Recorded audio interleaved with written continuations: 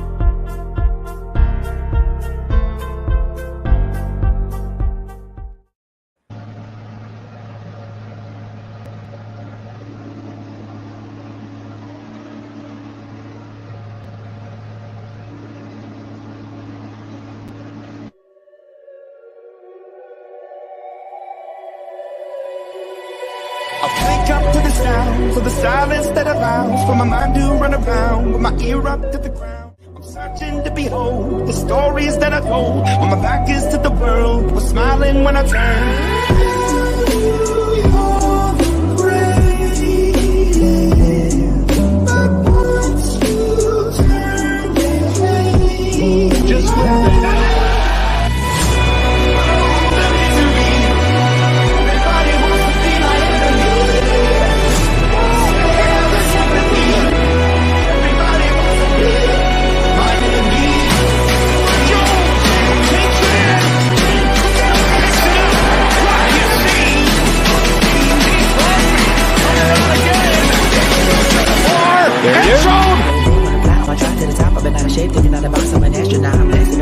Rock that caused catastrophe and it matters more because I had it. Now I had a thought about wreaking havoc on an opposition, kind of shocking. They weren't static with precision. I'm automatic quarterback.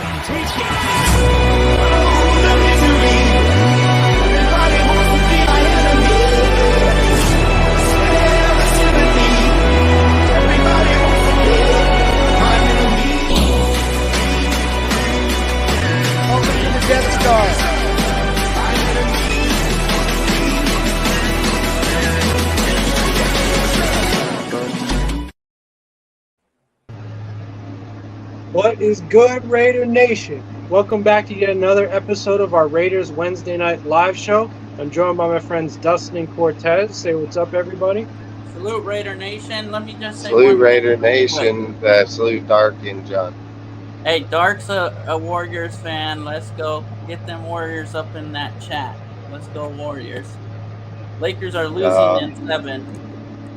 Well, we'll see, bro. We'll see. Draymond right there. Like I say, salute to the chat, salute to all the mods, salute to everybody showing up tonight. Appreciate you guys showing up every week, man. Freaking got a lot of things going on, so hey, like I say, appreciate all of you guys, man. And hey, Jeff, right now I'll drop some links real quick. Okay, cool. Yeah, thanks for that. Yeah, so as Dustin just said, thank you to everyone for joining us for this live show. As always, thank you to the members of this panel, first and foremost, for showing up with me. Thank you to the mods in the chat for holding it down. We wouldn't be able to do the show without you guys. And last but not least, thank you to our viewers for watching and commenting along as we begin this broadcast. We got another great one for you guys, as always. Just a quick reminder before we get started, as our friend Cortez just said, he's going to be posting the links to our various platforms in the comments section. So when you get a chance, if you could check out those links and tap in with us on all those platforms, that'd be much appreciated. Obviously, as far as these links go, we have the Death Star Report YouTube channel, which we're currently broadcasting to. If you could subscribe, hit the notification bell, like as many videos as possible, and comment on as many videos as possible, that'd be greatly appreciated, and we thank you in advance for that. Our second platform is going to be the Nation Nightmare YouTube channel, which is our friend Cortez's YouTube channel that we're currently broadcasting to. Same deal there, subscribe, hit the notification bell, bell, like as many videos as possible, and comment on as many videos as possible. And third of all, one of our links that we're also broadcasting to is going to be our Death Star Report Twitch channel. If you could follow us on there, that would be great as well. We also have an Instagram. Our Instagram is the Death Star Report. If you could Salute follow us on Dominic. there, throw us some likes. You know, share some of our posts to your story maybe, or share some to your friends via DM. That'd be greatly appreciated as well. And last but not least, especially probably our most important link that we have for you guys is our DSR Discord server. If you could check out that link and give us and join us there, we would greatly appreciate that, because that's what we consider the heart of what we do here at DSR. So you know, and we really would like for you to join our Discord And I community, dropped because we Sergio's consider. IG too. Okay, thanks, man. Yeah, so it's a great community. We have a whole bunch of stuff going on in there. We have links to YouTube videos. We have movie nights. We have free giveaways. We have a Raiders chat. We have a general chat where we talk about life in general. We have fantasy leagues, both NBA and NFL. We talk about other sports leagues like the MLB, NHL, and NBA. So, like I said, we have a whole bunch of stuff going on. It's a great community, great way to connect with a whole bunch of people. Not only over Raiders stuff, but just just great people in general. Great way to meet people and connect with them through our Discord server. So, like I said, if you could check out all of our links and tap in with us when all of them, that'd be greatly appreciated. Once again, that's the Death Star Report YouTube channel, the Nation Nightmare YouTube channel, the Death Star Report on Twitch, the Death Star Report on Instagram, and last but certainly not least, the DSR Discord server. So like I said, if you could check all those links that we've just posted in the comments section here, that'd be greatly appreciated. We're also going to be posting all these same links multiple times throughout the duration of the broadcast. So you'll have multiple opportunities to check out those links. So like I said, if you could check out all of those, it would be greatly appreciated. And we do thank you guys for that in advance.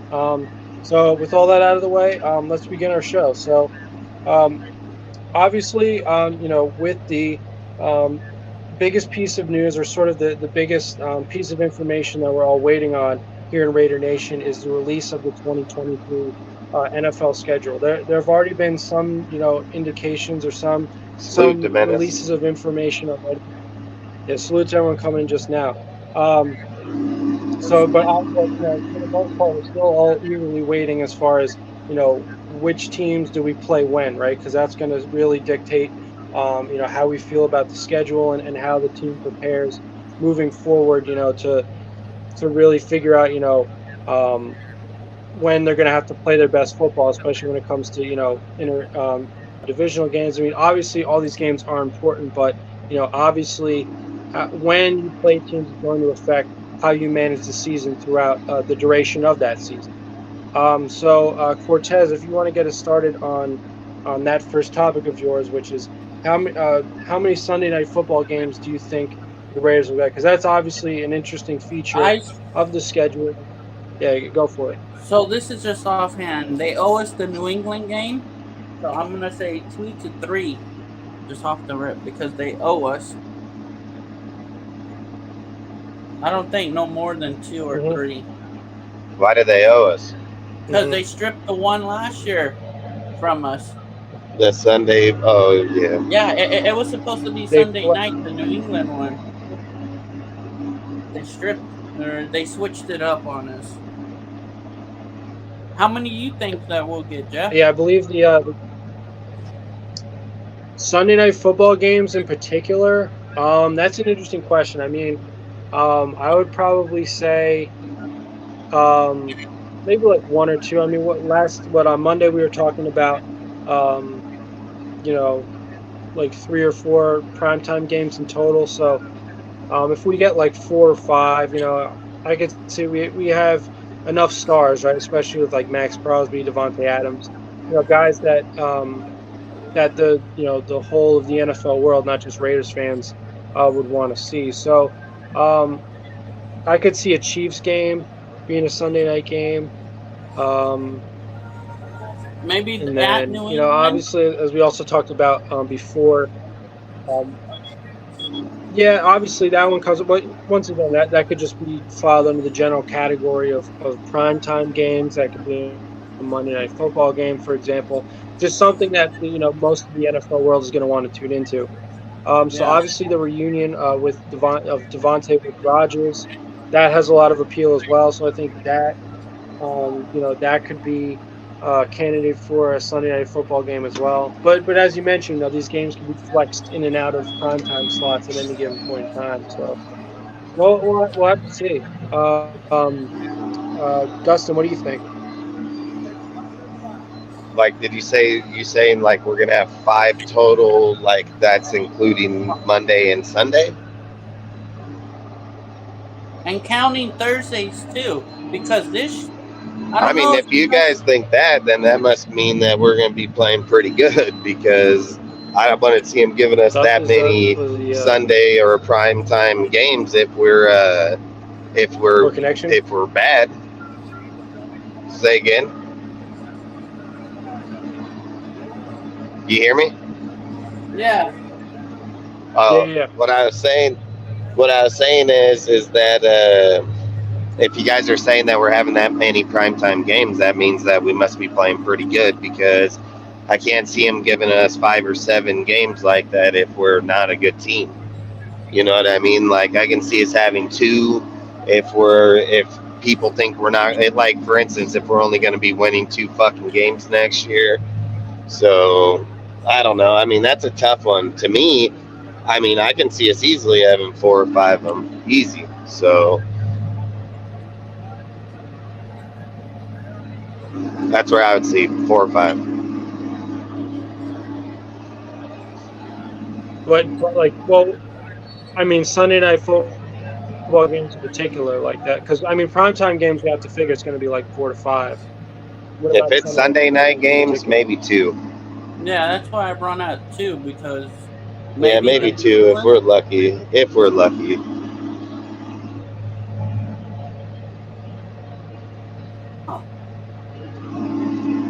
Yeah, yeah. I mean, it's I'm gonna obviously mute going to depend, myself right, for a on minute. a whole number of factors. Yeah, and as we've said before, with the flexing, in and out of games, who knows depending on what kind of rivalry is involved and what the I stakes are. believe Salute Anthony Sergio for Davis coming in. just missed a free Um, throw, if I'm not mistaken. but yeah, I mean, obviously, we're gonna have to wait until tomorrow to truly figure out how the schedule shape up. But Sergio, do you want to give your take on how many Sunday Night Football games you think in particular? Let's go, Dub Nation. Malcolm Breezy, you know Sunday that. Night Football. I think two. Hmm. Like if they release the schedule right now, I can see like the schedule makers just being like, yeah, we're just gonna give them 2 Sunday Night Football games. And let me Which ask which you this, ones? Sergio, which ones would they be? Yeah, right. One of That's what I them was gonna one ask. of them would be divisional. I could say the Chiefs, but then again I could say the Broncos. Another one would be the Patriots just because it's McDaniels versus Bill Belichick.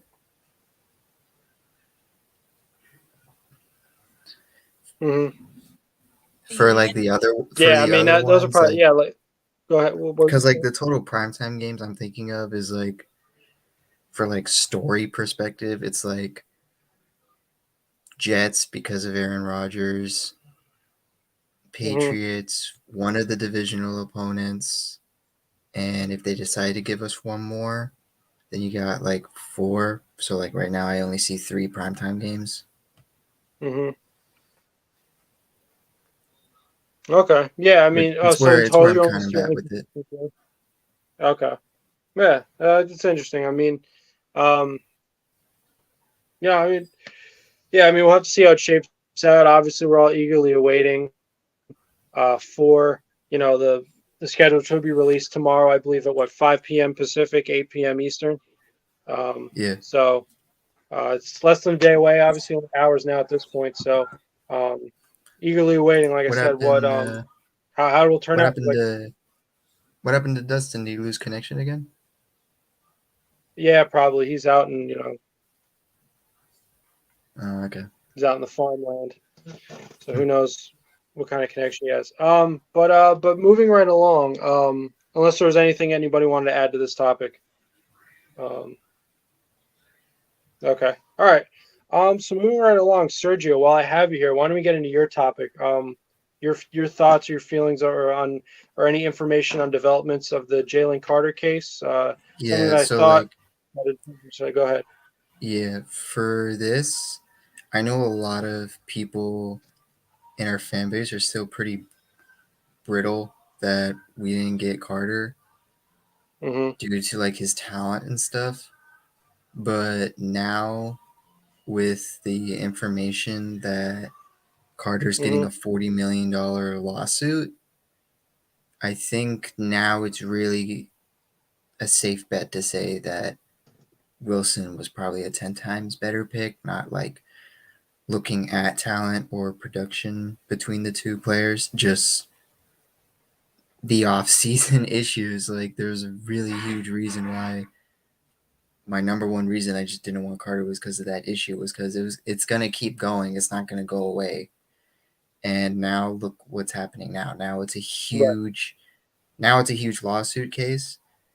And the reason why I wanted to bring it up now too is because to now clear up even further why Wilson was a much better pick specifically, because now with the offseason issues going from like a small issue to now it's now a huge large issue, because now the Eagles got to deal with this. So if he was on our Mhm. team, that means we got to deal with this. Right.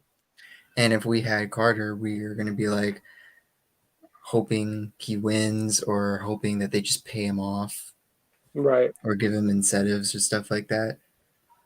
So yeah, that's what I wanted to bring up um, about that topic. Yeah, I mean, it's obviously it's a very messy situation. And first and foremost, we when we were talking about Jalen Carter, because obviously the idea of us drafting him at 7, um, it had been I don't know if it had been a rumor per se, but it had been an idea that's been floating around in Raider Nation. It had been floating around for it felt like months, if not at least several weeks. But that was just, if he fell to us, we would take him, right? But the Eagles went so far as to trade up to get him. So now we're talking about a team that has given up a decent amount for a guy who already has some red flags, right? I mean, obviously, the one big pro, as opposed to cons in Jalen Carter's favor, is the natural talent. If he can stay on the field, not get into too much trouble, and hone his craft and just focus on football, then he could very be a dominant player on a team that already, has proven that they can pretty much go the distance or come, within a couple of minutes of reaching the ultimate prize in the sport. So, it's very high risk, high reward type situation. And so for all those reasons, obviously wish Yeah, the and guy the I best mean as an to individual, but to even look at it further, if the Eagles weren't so high on taking Georgia players, who's to say that Carter would have been taken still? He could have fallen right to the 20s. I'm not saying that it would happen, but it could have been a high chance it would have been possible. I mean, yeah, he went from a top 2 pick to just falling dramatically. Not Atlanta didn't want him. The Bears traded out because of the Carter situation, and then they traded out again. They could have still gotten him. It would have been a win-win situation. My bad, I had to take a call. Hey, all good. hey, all I gotta say, Uh, what's going on right now? Salute James, man. Salute Hey, Richard. Appreciate you hey, guys, bro. Dustin, just real quick, how many Yeah, points do you think Draymond has right now? It's only been I 4 couldn't games. tell you. 8 points in 4 minutes. Let's go. Hopefully he gets 20 and loses. Nah, bro, you guys are down, bro, by All like right, what were we talking about? What was it? What about score? Jalen Carter getting a lawsuit on why Tyler Wilson was like a 10 times better pick. Yeah. Fuck yeah. Fuck yeah, it was. I'm happy with. Either way, you can finish talking. I didn't mean to cut you off. So. Yeah, go, Sergio. Oh no, it seemed I like spoke my piece on it. Yeah, I feel Yeah. It's one of my Go for favorite it. players in this year's draft. And I'm about to get his jersey. And when are we gonna? This is off topic, real quick. When is the jerseys gonna be released? The numbers? Are they waiting I for have no training? idea. They haven't even For signed the mini rookies camp? yet. They've only Yeah, it signed. probably won't even be until like either in camp or sometime. Some players won't even get signed until then either. They've only signed like one of the rookies so far. That was Amari Burney. Yeah, Bernie. I think Bernie's gonna rock number 2 jersey. That'd be nice. Yeah, I think the jersey assignment that happened sometime in the summer, if I'm not mistaken. Yeah. So yeah, Or I mean when we're they eagerly sign. awaiting. What? I think when they sign, that's when it happened. Because mini camps this Friday, I believe. Yeah, it starts this Friday. Rookie mini camp. Yeah, rookie mini camp. So maybe that's when they'll sign or get the jersey. Like I say, some players won't sign if they don't even have the money, and then they're going to negotiate contracts that some dudes are going to want them fully guaranteed. Some dudes are just going to get them regularly. Then we're going to be cutting players, receiving money back, so people ain't going to get signed till then because we'll probably be looking at other players to bring here. Like, it happens every year. There's dudes that don't even get signed until we're getting ready to start into the fucking, like, the main camp. So, like I say, I wouldn't expect any of them just getting signed right away. Yeah, I mean I believe they just agreed to terms officially with Amari Burney. I believe that happened yesterday. So Yeah. And what was he that, was a the 4-year? that's Yeah, it top- was a 4-year. first of many. $4 I don't million. know. I guess there's some sort of a negotiation process.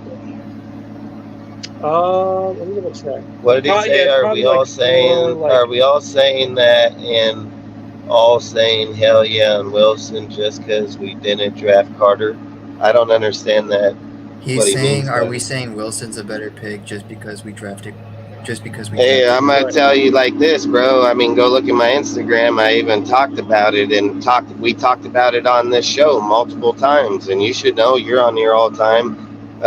I talked about it numerous times that I want to take him. He has problems. I've even said, why reward somebody that has issues going on versus people that doesn't. I've spoke that if he was on the board, if Ziegler was there, he would take Tyree. I mean, like I said, you don't bring players that have issues with them into an organization that you're trying to rebuild, reconstruct to your type of deal, and then have this guy that's got all these problems.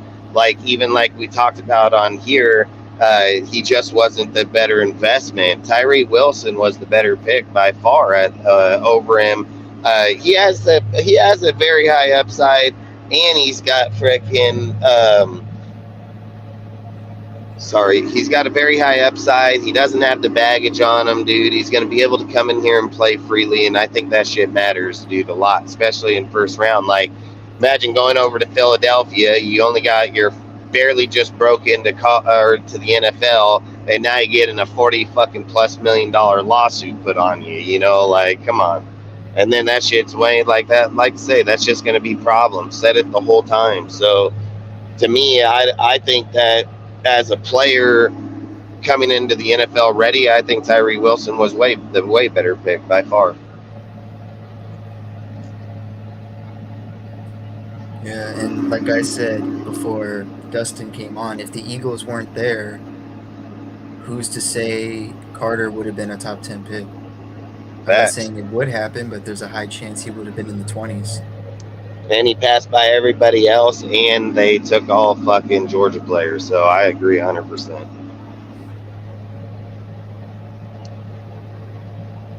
It's like I say with Jalen Carter. Go. Yeah, I was gonna say Amari Burney. He's agreed to it's basically $4 million over 4 years. So but he's only making Nice. $750K this year. So That's yeah, I good mean, if to he be pans out, dude. We got him cheap. yeah, well, that's the whole point of rookies, right? That's the Yeah. value of the draft, not to be screwed up. Sorry, what were you saying there, Dustin? I was just gonna say with Jalen Carter, with everything that was going on with them, and I mean, this is the other things I talk about all the time is like when people are putting in the effort and they're ready to make that transition from college to the NFL. A lot of dudes don't feel like they're entitled. A lot of guys have worked their fucking ass off to get to that point. Why, when Jalen got to that point, did he get lazy? Fucking then start.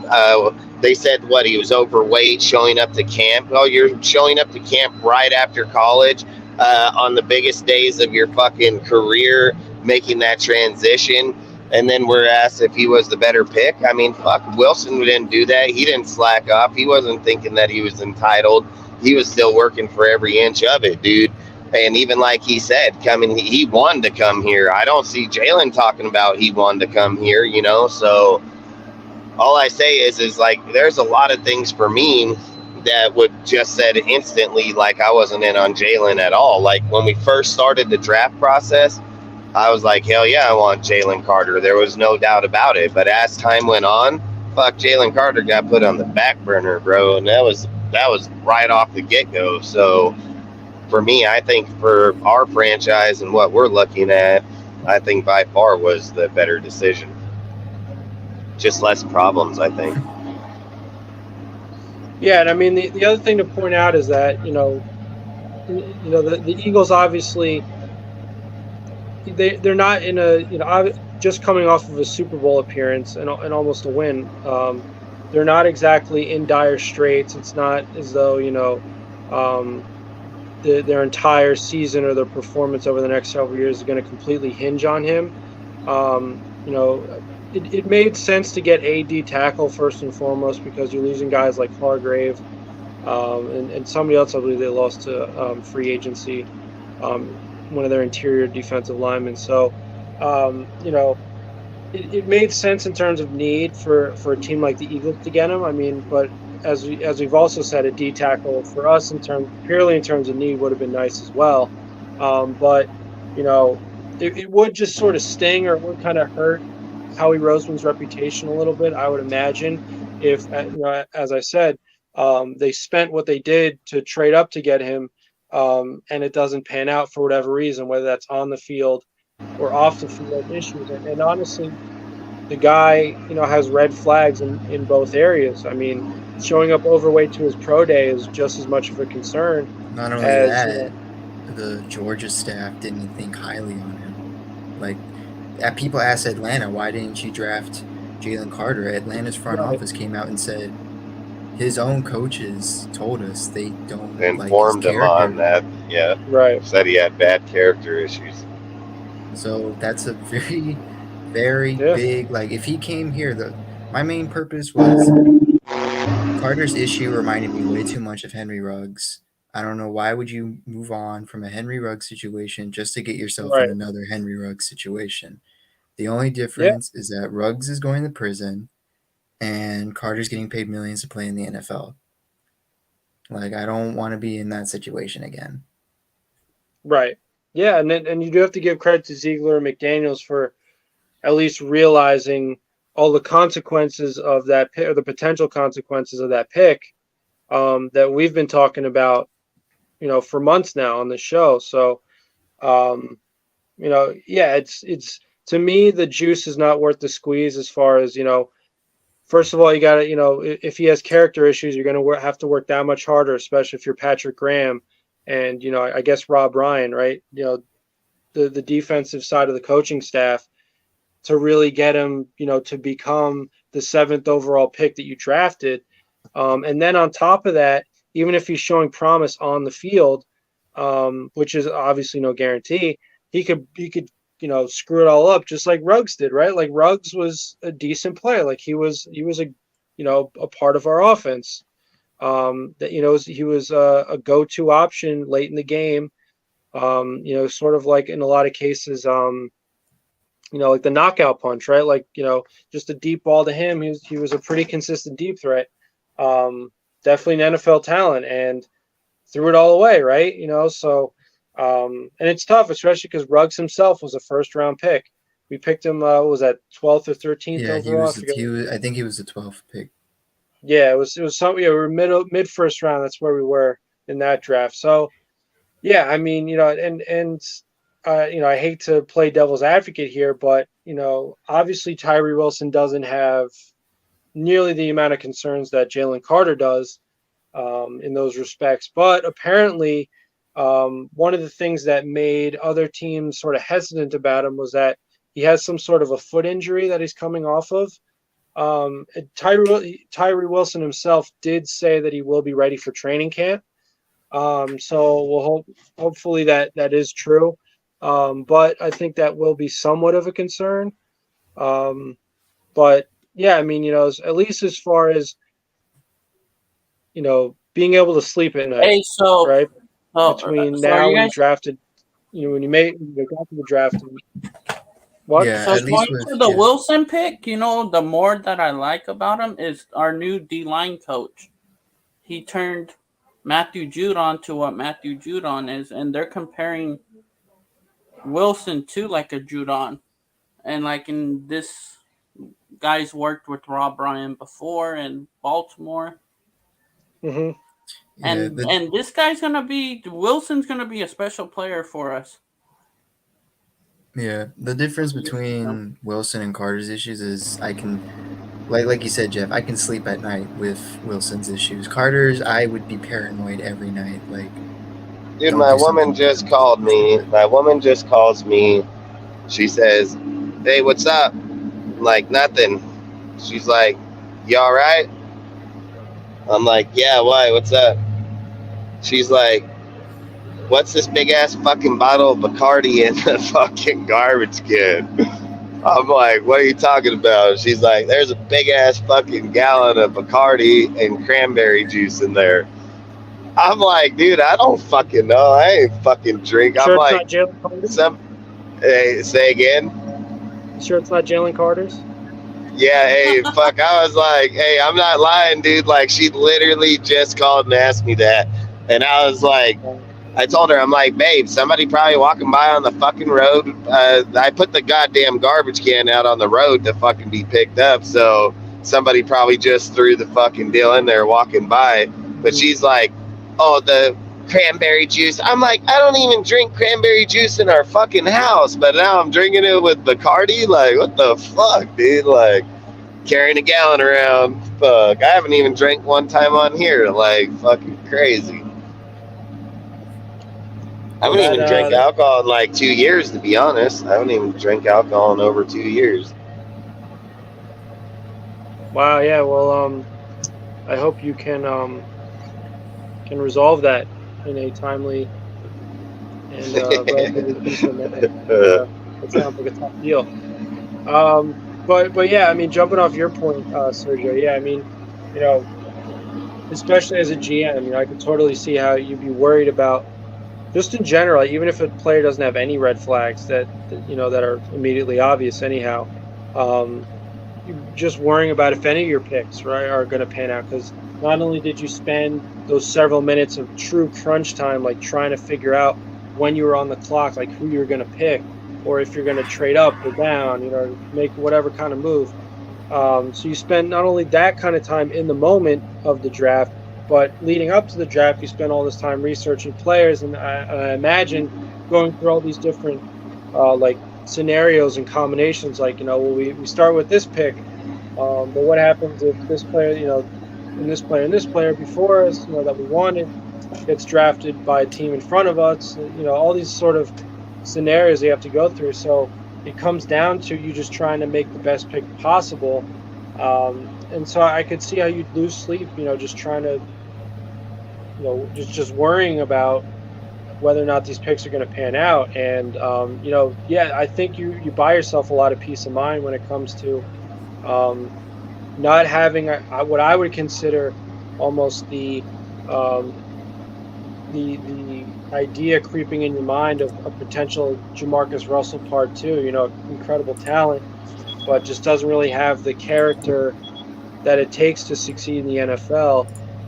Because the NFL, I would say, is maybe 30 to 40% talent, and the rest is hard work, right? Is work ethic and honing your craft, because these are professionals, right? This isn't, the level of competition anywhere you look is going to be much, in general, much higher than, even, some of your worst games in college. You're playing schools that have no business playing with you. So you're not going to see it in the NFL. So you got to bring it every play, every game,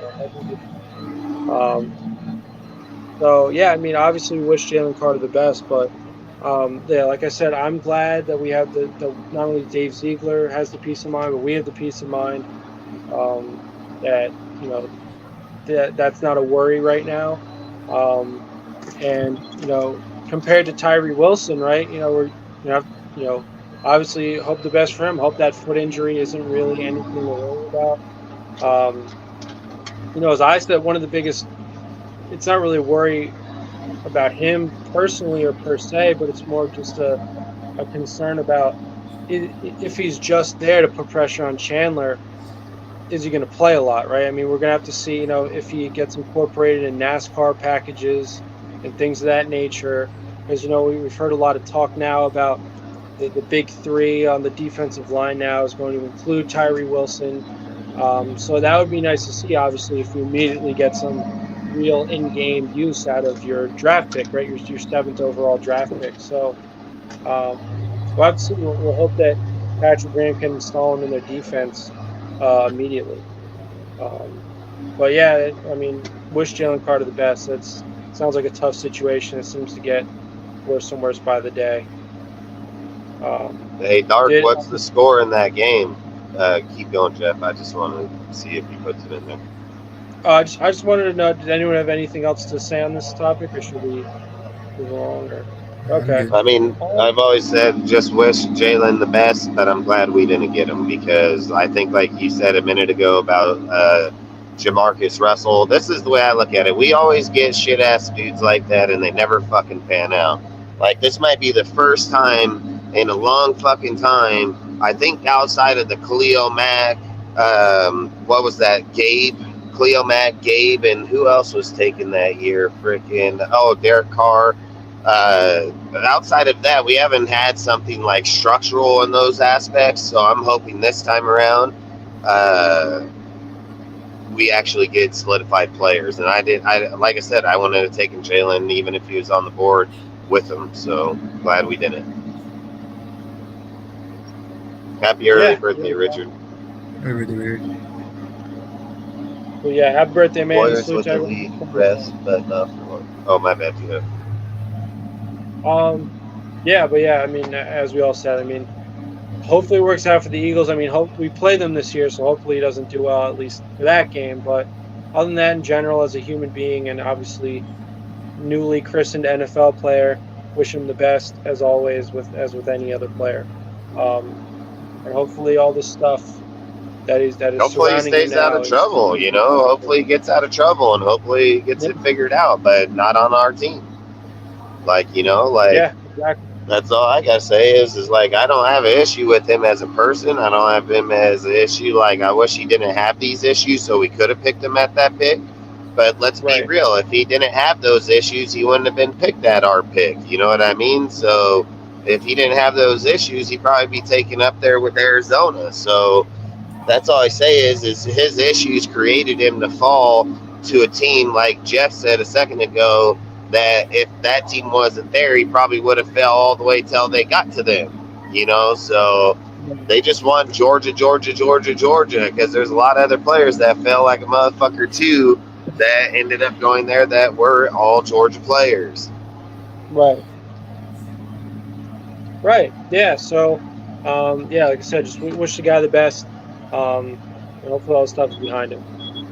So moving along, this is a topic that I kind of wanted to work into today's episode, because it's a topic that the rumors of which never seem to die, or they haven't they haven't died down completely, even now that the draft has come and gone. And that's rumors surrounding a potential trade of Hunter Renfro. Obviously, right away when you look at this Raiders offense, you see a guy who not only is a slot receiver in his own right, but has obviously experience with Josh McDaniels in the Josh McDaniels scheme and offense. Um, and so you could potentially look at Hunter Renfro as too many cooks sort of situation, too many guys, not only at receiver but doing this at the same exact wide receiver position or same exact kind of role within an offense. What we also know about Hunter Renfro that he himself has admitted is that he's not really much into running set plays per se or doing exactly what coaches want him to do. Um, he kind of likes to do his own thing, right? Like just get open. So for that reason, also because at least it seems to me that Josh McDaniels kind of likes I guess we might call a ballet on offense. He likes a very sort of scripted, choreographed. This guy has to end up here because he's going to be open on this play, um, and some guy just doing his own thing could very well mess up what we're trying to do here. Which, when you think about him running into Devontae Adams at an extremely crucial point against the Chiefs this year, maybe there's some merit to having a concern about that. The other thing I will say though about as far as reasons why this team might keep Renfro after all is that um, because McDaniels likes a lot of high percentage throws and he doesn't like opening up the field as much necessarily. He likes those compressed formations. Maybe in a surplus of slot receivers is just what he wants, right? So maybe he could find a way to incorporate Hunter Renfro's kind of unique signature on the game into his team in a way that he wants. So why don't we just go around the panel and talk about if we think that Hunter Renfro trade rumors are still all smoke or if there's some fire to them, some substance. What do you think, Sergio? I think it's like a 50-50 right now with me because I did say like a few weeks ago that I could see Hunter Renfro as the odd man out after Right. the Darren Waller trade,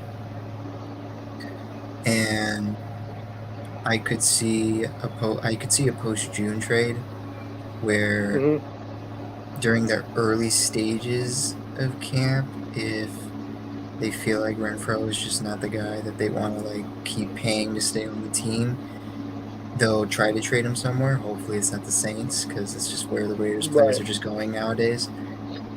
Yeah. Yep. I could see him stay at the same time just because they want to keep the caliber on the offense to stick and they might want to give him another chance to see if he can remain healthy for a season and see if like he's got more into the offense despite his philosophy and how he likes to run his routes and stuff. It's kind of where I'm at. It's like it might happen, but then again it might not happen. I guess it just depends how much the price is.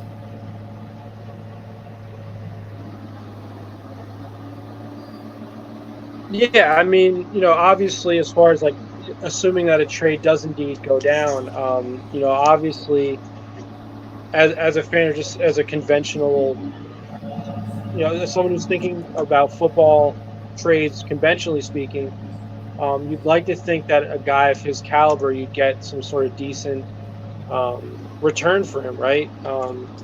Maybe at least a high round pick, if maybe not some quality personnel instead, if you're going to do a player for player or player for players kind of a swap. However, at the same time, this regime was totally cool with trading Darren Waller, who, when he's healthy, is obviously an elite is elite at his position. They traded him for the 100th overall pick. So essentially, what they did was trade Darren Waller for Kadarius Toney. So, obviously, you're saving the cap by not keeping a guy like that on your roster. So that in and of itself is a win, except, it would seem to me that, maybe the way in which this regime wants to approach trades is just, we don't really care about value that in return as much as we care about flushing, this team with guys that we don't think are a good fit.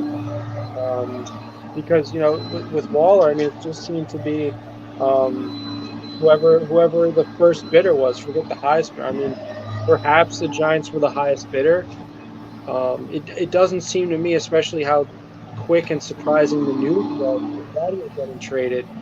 Um, that there was a lot, there were long negotiation processes even with just the Giants, to say nothing of other teams. It seemed like maybe Ziegler made a couple calls, and the Giants picked up, and they said, we'll give you the 100th overall pick for Waller. So yeah, I mean, we'll have to see. I think we should set our expectations, especially because Waller had a bigger contract, or has a bigger contract, than Renfro does now.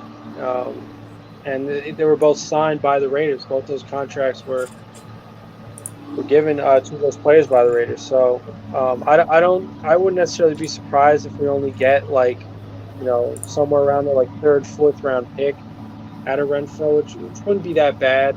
But yeah, as far as value, that's that I don't exactly know. The waters are kind of murky as far as that goes, but as far as whether or not a trade will happen, I'm probably 60-40. I'm probably a little more leaning towards he is getting traded, because to me it seems like the way this usually goes is where there's smoke, there's fire. So if there's constantly rumors about something happening, that means that these insiders know at least something about like something going down. So I feel like it's definitely the case that Ziegler is taking calls actively, and he's trying to figure out where exactly to land him. I guess what destination or what kind of value they would like best out of him. But I just feel like if the rumors weren't true, then especially now that we're done with the draft, the rumors would have been put. But I've seen like some rumors like him going to the Texans. Obviously the Saints come to mind as well, because pretty much everyone that had a relationship with Derek Carr, they seem to want to go there now. So Fucking probably heard that on Rudy's page. You heard what? Said he probably heard that on Rudy's page. I don't think that fool going anywhere. I mean, unless it's after the post-June, I've said it. It don't make no sense. I mean, the contract after post-June 1st is $11.8 million. So I couldn't even see him get traded till that point. And Ziegler's even mentioned it even in his pressers recently. I've always said I don't listen to what Josh says. That dude lie-ass motherfucker. But Ziegler, when he usually says things, he stays to it. And he said that Renfro's going to be a big part of this team this year. He said that they're looking at Tucker to be playing on the outside, not just in the slot. Like they've talked about other players playing in other positions. I've never heard him say at any time, like, oh, this guy's coming in to play inside the slot. He actually said, yeah, Tucker's snaps have been very high count in the slot, but we don't see him like that here. We see him taking the top off of teams, running routes, being in the slot, being outside. So, like I say, with Myers and all of them, you got to remember there's still 4 receiving spots on the team at most of the time. So it's not uncommon for them to run dual tight ends, dual slot receivers. They had Julian Edelman and Amendola on the same team at the same damn time. So, like I say, I don't think they're going to get rid of him, but anything's a possibility. I mean, and the reason it's probably being talked of because it's an easy conversation. Look how many receivers the Raiders have. Look how many people are over there. It's an easy conversation to bring up. So, like I say, if they move them, I think if they move them, it's because they need that money to go to a different position of need, where it's going to mean more to the team versus just having the player there. So otherwise, if they feel like they're ready going into camp and they don't need any players, or like in need of trade player, I don't see why they would trade him, man. They can get out of the contract the next year too, so it's not like they're just forced right here, right now, or something. But Yeah, that's what I think. Yeah, I mean, first of all, I will say this. Based on what we also know about the sudden friction that arose between Waller and especially McDaniels with the whole, Waller wedding that he didn't want to be publicized, that McDaniels accidentally spoke about, I believe, at the combine. That sort of apparently pissed Waller off, and then there's some theories that McDaniels was upset that he wasn't invited to the wedding. But the whole point of the wedding was supposed to be small he private. was at Crosby's wedding. Right. So yeah, I mean, it's very possible that one of the biggest driving forces of McDaniels, or Ziegler, whatever, the regime trading Waller, was that there was some sort of personal beef that arose.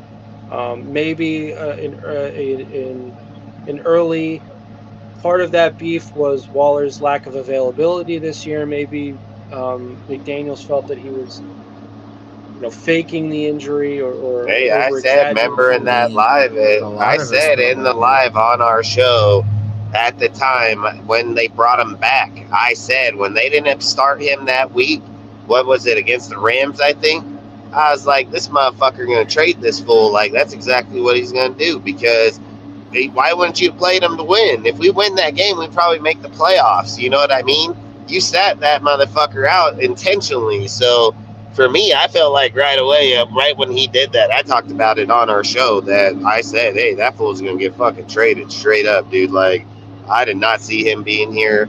He talks about it all the time, being committed to the team, being committed to football, wanting to be play football. He's in Vegas, dude, chasing a girl like he a dog and he fucking ain't showing up to practice. He's leaving on injuries, doing rap music.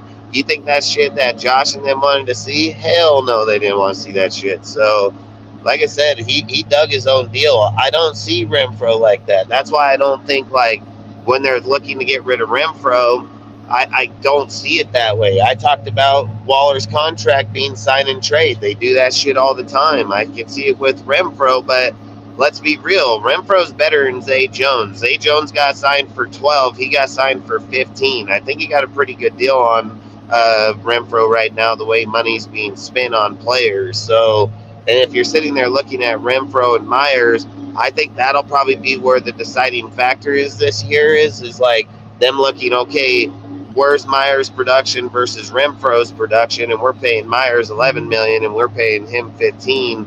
I can see a deal at that point be where, for instance, like they would be like, hey, can we restructure a contract if he's not performing at that deal, or trade him, but the only way I see him being traded is if like a corner's on the market and we're lacking it, or a linebacker. Like, that's the only way I see them literally moving Renfro, because I don't think he's a dire of need. We have the money to sign the draft players, so I don't think you're like needing money there. And then not only that, I think we still have a little bit of money left on the books. Then you're going to start getting rid of a lot of players through training camp, for the next few months to get down to the 53-man roster. So you're going to accumulate a lot of money back. So I just couldn't see him just trading Renfro unless unless a second round pick. Because I say I agree with you on the trade value. Like, that's where I see him at, as a third, fourth round pick. But why would you do that? You don't have a reason to have to give him up. So for me, I'd be like, yeah, fuck you. But either way, I mean. Yeah, I mean, the only reason I brought up the whole personal stuff potentially personal stuff between Waller and McDaniels was that, as you said, Dustin, I mean, there doesn't seem to be that same friction with Renfro and McDaniels, or Renfro and Brewer for that matter. So that that obviously works in the favor of the idea that Renfroe won't be traded. However, I mean, Renfroe honestly had an availability issue as well, and yeah, like I said, that his blunder running into Devontae in in that big moment at the very end of that game at Arrowhead last year, um, that that's obviously something that could potentially, maybe not, but could potentially not sit with McDaniels. And like I said, it might come back to or speak to Renfro's style of play, that he's not exactly following the script. I guess you'd say he's not following exactly what McDaniels wants to happen. And if a situation arises like that again, do you want to roll the dice on him potentially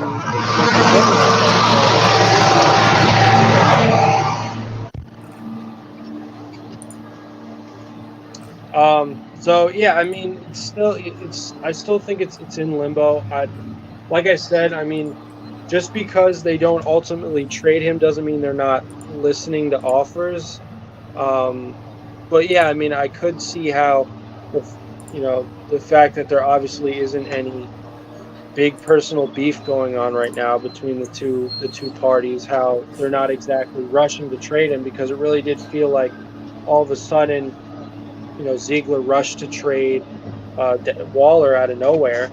And in general, the whole situation was weird, because even when Waller did come back, he still tried to incorporate him in the offense run by Jarrett Stidham. I mean, he had that touchdown, I think against the 49ers early in the game.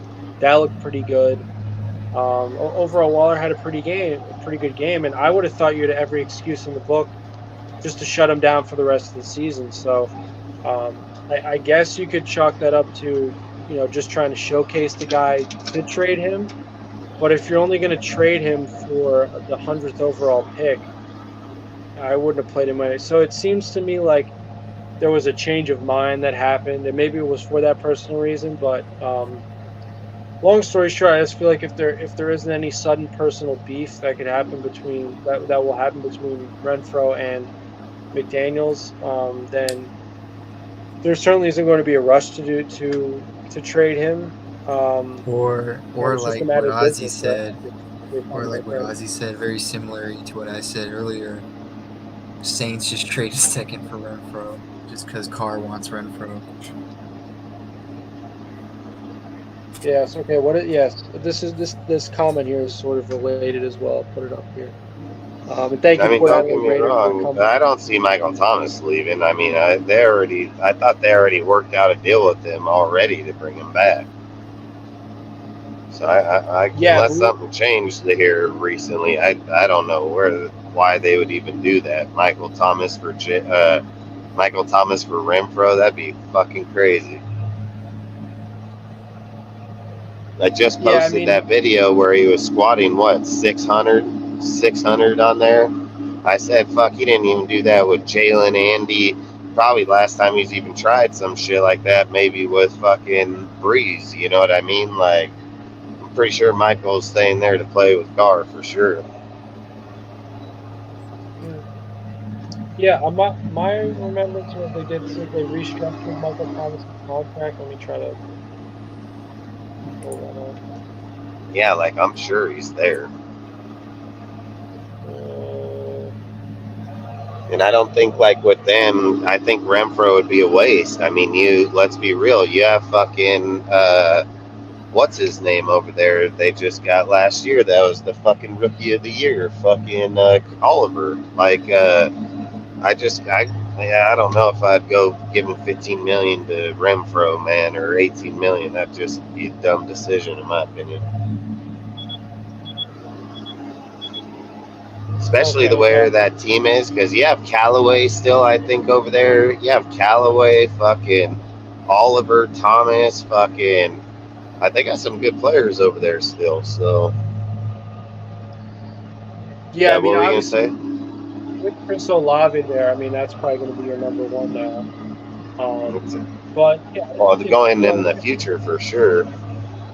If Waller with a bigger contract only going for the 100th overall pick, then Yeah, but I Renfro think should. Waller had a lot of things going against him. I mean, fucking Renfro don't have the things going against him as Waller did. Waller fucking didn't play for almost 2 fucking years. I mean, Waller only played 16 games in a 2 year span. I mean, he spent more time on the bench than he was playing games. He had 300 fucking yards in that deal. Renfro may have had his injury, but he only had 1 year, and he's been pretty solid, pretty consistent player, everything. Like Waller's been falling off. What did I say in the offseason before we even started this season? I said, what did I preach the whole time, Jeff? I said, don't give that motherfucker contract. He's got 2 years, $7 million per year, $14 million. I said, fuck that. Make that motherfucker play to earn that contract. Like everybody already knew where Waller was at. It was no fucking surprise. It wasn't like, oh man, I can't believe that they didn't. Waller didn't fit who they were. Renfro is not Waller. Renfro ain't over making rap songs. Renfro ain't not studying his shit. Renfro's not telling them to find him so he can go to California. Like, Renfro is a fucking team first player, dude. So to sit there and just think like they're gonna oust him the same, I could not see it whatsoever. Like, I don't think the Renfro deal is even like that. I've said the only way I can see the Patriots, the fucking Ziegler and them getting rid of him is either money or player. Like, straight up, it's the only way. Like, I cannot see it any other way. Like, if we were just like, hey, we're gonna still shoot after hella players, 12 million still get you 2-3 good players, which is still a viability. But all I'm trying to say is, like, Waller, everybody knew the writing was on the wall with Waller. He kept painting the picture the whole fucking time, dude. Like, I spoke on it before the season and during the season multiple times. Like, we all knew that motherfucker was on his way regardless. So I never felt that way against Renfro. Like, I've said it, like, Renfro is a possibility just because he's a Gruden guy and the fact of, $15 million on the contract. But I also think, like, when you're looking at Josh McDaniels and his system and the way that he calls plays, and having a guy like Tucker and Renfro only makes him more lethal, dude. Having a guy like Myers only makes him more lethal. Myers can play on the outside. Fucking Tucker's going to play on the outside. He's run dual slots inside there, tight ends. That's what Josh does. So to sit here and say, like, he doesn't have a place, or that's bullshit. He most definitely has a place. He most definitely will fit in. I don't think he can play in the outside as well as Myers or Tucker, so I wouldn't see him on the outside a lot unless it was like a drag route or a slant or something of the possibility. But all I'm saying is like I said, I think it would have to be something would have to come up for it to happen, because I don't think Ziegler's just like he was with Waller. Like you may said, hey, give me the first motherfucker calling and I'll get rid of him, So I don't see Renfro has way more viability to our team, I feel, as a person, like, straight up. Yeah, I mean, obviously, there are some, I guess what you call, for lack of a better term, extracurricular activities that we know Waller has been up to, such as rapping, which may or may not rub a football coach or a GM the wrong way.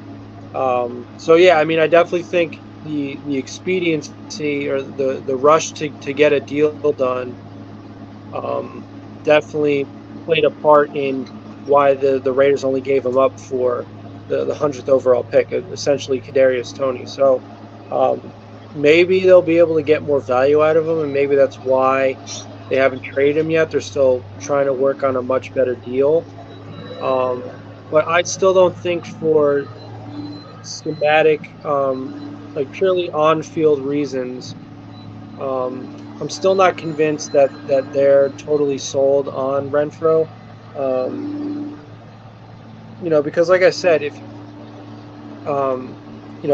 Devontae Adams himself at the beginning of last offseason, he admitted that his first impression of the McDaniels offense was that there are no, what he called, dummy routes. There are no, you have to really be committed to the system and the the way in which the play is supposed to evolve. And, as we know, the classic Patriot saying, do your job. You have to have that sort of mentality. So, maybe it's possible that when McDaniels goes back and watches film, or even what he sees in front of his eyes live when the game's happening, if Renfro's not really running the routes that he's supposed to, if he's if he's not at the right place at the right time, based on how McDaniels envisions a play, then maybe he says, well, I have Jacoby Myers anyhow, which is why I got him in the first place, and he works out of the slot. We have Trey Tucker, right, the guy from Cincinnati, who was supposed to be a slot guy. Like I said, it's possible that they're looking at the depth chart right now. They're looking at the personnel and they're saying, like, we have too many cooks. We have too many guys at this one position.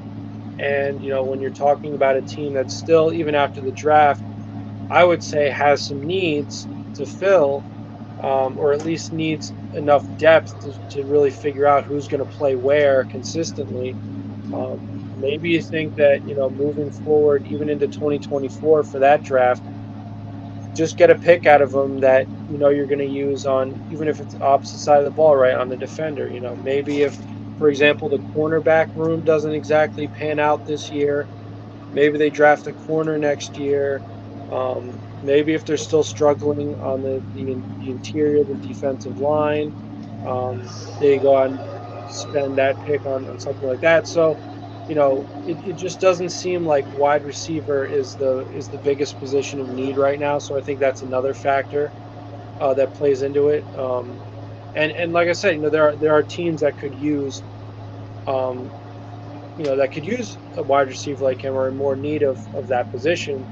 For example, one team that I've seen rumored to be interested in him is the Texans. And obviously the Texans, they're starting with basically a complete slate. I mean, they still have Brandon Cooks, but other than that, they don't really seem to have that stacked of a wide receiver core. So, to me, it would seem like there might be market for him with a team like that. So we're gonna have to see. It may very well not happen, but Brandon Cooks ain't on that team. Isn't Brandon Cooks still on the Texans? No, he's in the Cowboys.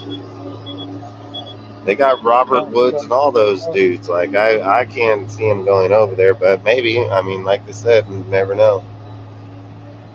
I mean, I think, like I said, I think it'll come down to, like, who's going to grab him, how many teams are going to be looking at him. I mean, right.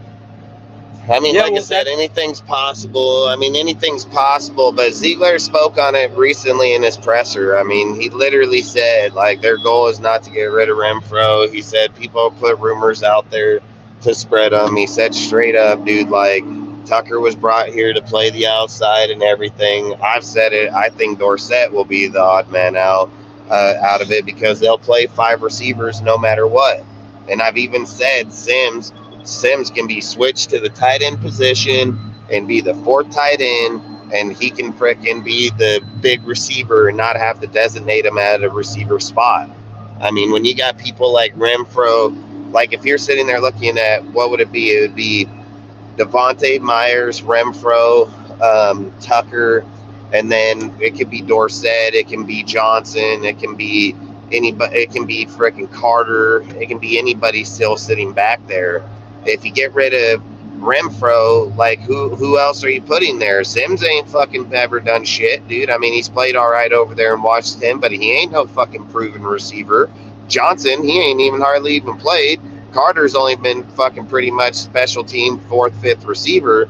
So, I mean, I'd love to know who the hell they're planning on exchanging him out for to begin with. Like, for people to say, like, he's not in there, I've said it, dude. And Ziegler said, the reason I'm saying it, because this is something Ziegler said right out of his own mouth. Like, Myers and fucking Tucker are going to play in the outside. So, and to swap them in and out, that's not uncommon. To rotate players in the slot here and there, it's not uncommon. So, all I'm saying is you go get rid of Renfro. I just told you the receivers on the team, like, who's taking his spot that has valuable like him. I can't see it happening. And if you're trying to go to the Super Bowl and go win in our place, like you getting rid of Renfro right now without a receiver to replace him, I think you're hurting your team massively because there's nobody else down. Tucker hasn't even played a snap in the NFL yet, dude. There's nothing that indicates that he's going to just come out and beat Renfro, dude, to even begin with. So, like I've said with him, I could see him as the 5th receiver, not even the 4th. So, and then outside of that, you already have your 3 with Adams. And like I said, that's why I see Dorsett. That's why I see Dorsett being there. And again, he's another small receiver, dude. What is he, 5'10", 5'11"? I mean, but he's a burner outside player. Like I said, I can't see him doing it. You're gonna have to get a receiver to replace him. I do not think the receivers on our team right now. Like, there's no way that you're gonna say Carter's gonna come in and replace Renfro when Renfro's playing good football and on his game. Like, he's one of the best route running, trick your ass players. Like, straight up, there's no debating that, dude. So unless fucking Josh is just like, hey, fuck your antics, I don't care that you do that cutback bullshit to get off player, I would rather take Carter. I mean, like, I can't see it. I don't see it. Like, Renfro offers good special teams viability downfield. He's caused big crucial moment in that Chargers game, popping that deal out. Like, you can't just erase tape no matter who comes in. They have to watch tape on the player. They have to see it.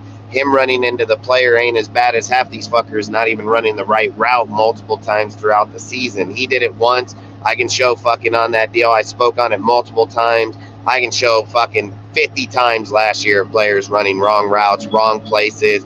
Dudes looking at him, motherfucker over here and they're over there. Like, again, like Renfro,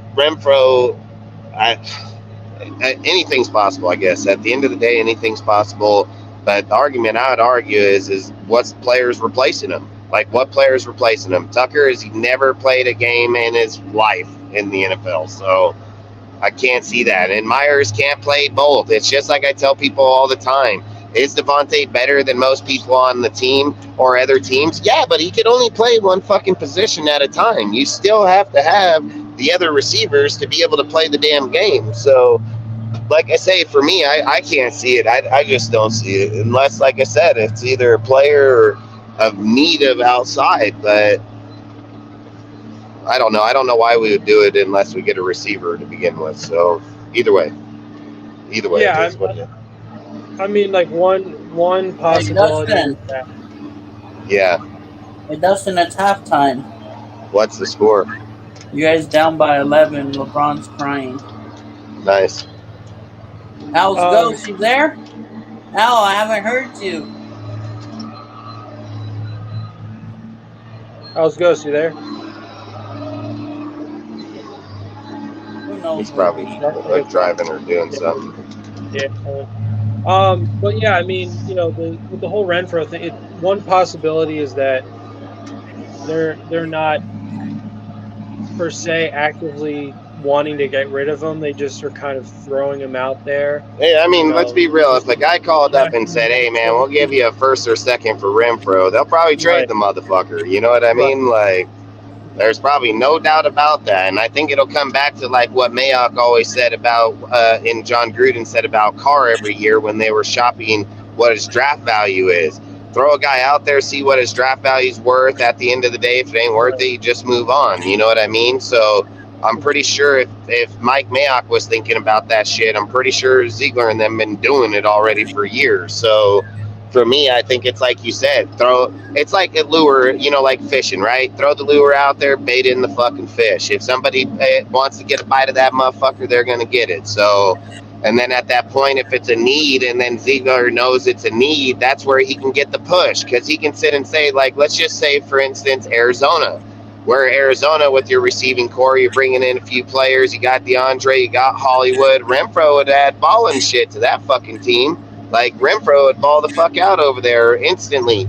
So all I would say is like, if you were going into next year and you were looking to be like, hey, I want to win, I want to get to that next level, he makes a difference there where you can probably push your draft value up and probably squeeze for that second round pick there. I don't see a first, period, unless somebody's just desperate.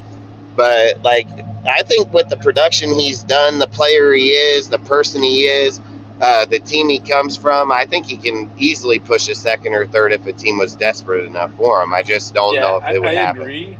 Yeah, I agree. By the way, salute, fellas. How's it going? Salute, bro. Hey, I'm Lakers sorry. Salute, Cortez. Always appreciate you being on.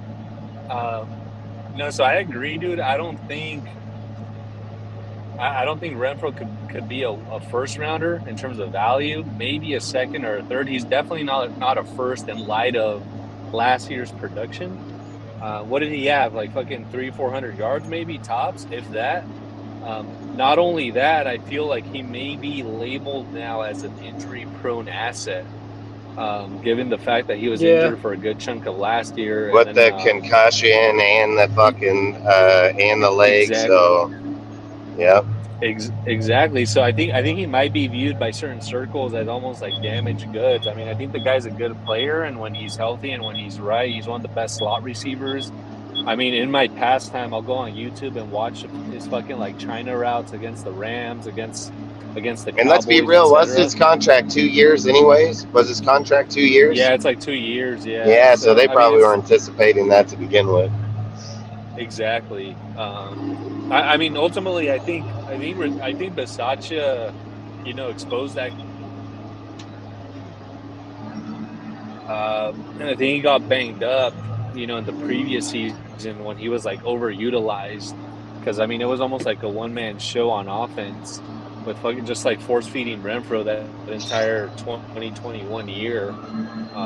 When he went over for like 1,000 yards, so the guy was getting a lot of burn in the kicking game and also running routes. So it was a lot of shit to take for a little body like that. He's a small dude. People forget. It's facts. I mean, it obviously showed when he got fucking thumped, so it obviously showed for sure. I mean, like I said, I think Renfro, for us, I would just roll with them until further notice. You know what I mean? Like, to be honest, so I don't really know what else to say about it. Dude. That's what I'm saying. I mean, if you're going to go out there and try to win this year, there's no way Renfro's not going to know the playbook better in year 2 than he did year 1. He's played in John Gruden's system, which is probably just as fucking hard, if not harder. And again, he played in his just fine and excelled at a high level. So I don't know. I mean, like I said, unless there's just a vendetta against them, I just can't see it. Outside of that, I mean, it is what it is. But Dustin, what do you think about the narrative that was floating around last year that apparently, Gruden's system was really complicated, tough to learn, but he allowed Renfro and other guys to, express their creativity in the route running, and the narrative being that Josh doesn't allow for that creativity. Like, what do you think about that? Ziegler said he does. Ziegler said in his presser that the narrative where people say Josh says it's my way or the highway, he said that's BS narrative. You know what I mean? So I don't know. For me, I mean, I'm not in the locker room. I think a lot of people are going to always have skeptic talk. You know what I mean? Like, there's no validation behind the talk because nobody's in there to fucking see it with their own eyes. For me, I mean, I think at the end of the day, when you get out past June 1st, I've said it. I could only see it being a few things. One, they already know who Renfro is. They know the type of player he is, how hard he works, how dedicated he is to the team. Family guy with the kid. He's focused on football, man. Like, that shit matters to Ziegler and Josh, dude. Like, when people are comparing Waller with Renfro, that's 2 totally different categories, dude. That's like A and Z, bro. Like, they're on 2 totally different spectrums of the deal. So Waller, everybody knew it was coming. Like, the thing with Renfro is he got the $15 million contract, but this is where I think people are not looking at it right. Inflation is going up. When the salary cap goes up, means players' cap's going to go up. Like, that's just facts, dude. The players are not going to stand by and be like, well, we were making 189 million total for the salary cap just 3 years ago, but now you're at 250 million, but I got to still make 7 million. Like, no, the fuck, it doesn't work like that, dude. So to sit and say like Renfro at 15 million, I think is still a really good deal on the receiver. And again, the only way I can see it being done or him leaving is you're either lacking a player at a position and can use him to trade for that player, like for instance the Yannick for fucking Rock Ya-Sin, that type of deal, or you're doing like freaking need money to go and get a different player, or I mean, that's the only way I can see it, dude. Like, unless you got a badass nether receiver and you just have too many of them there. Like I said, I just can't see them just cutting that motherfucker, man. I do not fucking see it at all. So, or trading them. You know what I mean? Like, I just can't see it. I think, like I said, it has to be a lot of fucking possibilities. And if people sit here and say like, oh, we're trying to get back to the Super Bowl. Well, getting rid of him, man, and not having a receiver to fucking trade out with them, I mean, you ain't going fucking nowhere that way. So I just can't see it. And I've said I don't think the receiver's on our roster right now. So I've said it about Josh, why I think Josh is so easy to be traded, because I believe his replacement's already on the fucking team. You know what I mean? Like, unless Johnson, and how old is Johnson? He's like 28 years old, is he not? It's not like the fucking guy is young. Carter's not fucking young. Who else? Sims, but I've said he would be the big body receiver, where I think, in my opinion, but I don't think they're going to do what I think. But I'm just saying, I think Sims would be more viable on the roster as a tight end. Play him as a receiver, but just label him as a tight end. You know what I mean? Like, because you can put a player in that spot where I feel like when you have Dorsett, Tucker, Renfro, Myers, and Adams, I think that's going to be your most dangerous tandem right there, in my opinion. So, and then like I said, if you have Sims over here with fucking Hooper, fucking Howard, and Howard, and Mayer. And go look it up. Horsted was a receiver too before where he's at right now, and I think Sims is a better replacement than Horsted. So I think we'll carry 4 tight ends because we did last year. So I'm telling you, that's how I would think. That's how I would see it. And again, if you get rid of Renfro, who the fuck are you replacing him with, man? Like, I can't see it unless a player you trade with throws another dude in. Again, I can't see it. I don't see it. It's not like we're hurting for money. You can get people to restructure contracts if you need the money that bad. I mean, we're not just like we have no options. You know what I mean? Like, we're not at that point. So, and again, how much cap do we have right now? Like, aren't we have enough to sign our rookies? So after we sign our rookies, we'll have 7.5 million in the cap. Yeah, why the fuck are we getting rid of Renfro? You see what I'm saying? Like, after we sign, we're going to have $7 million. Like, yeah, fucking no reason to get rid of him.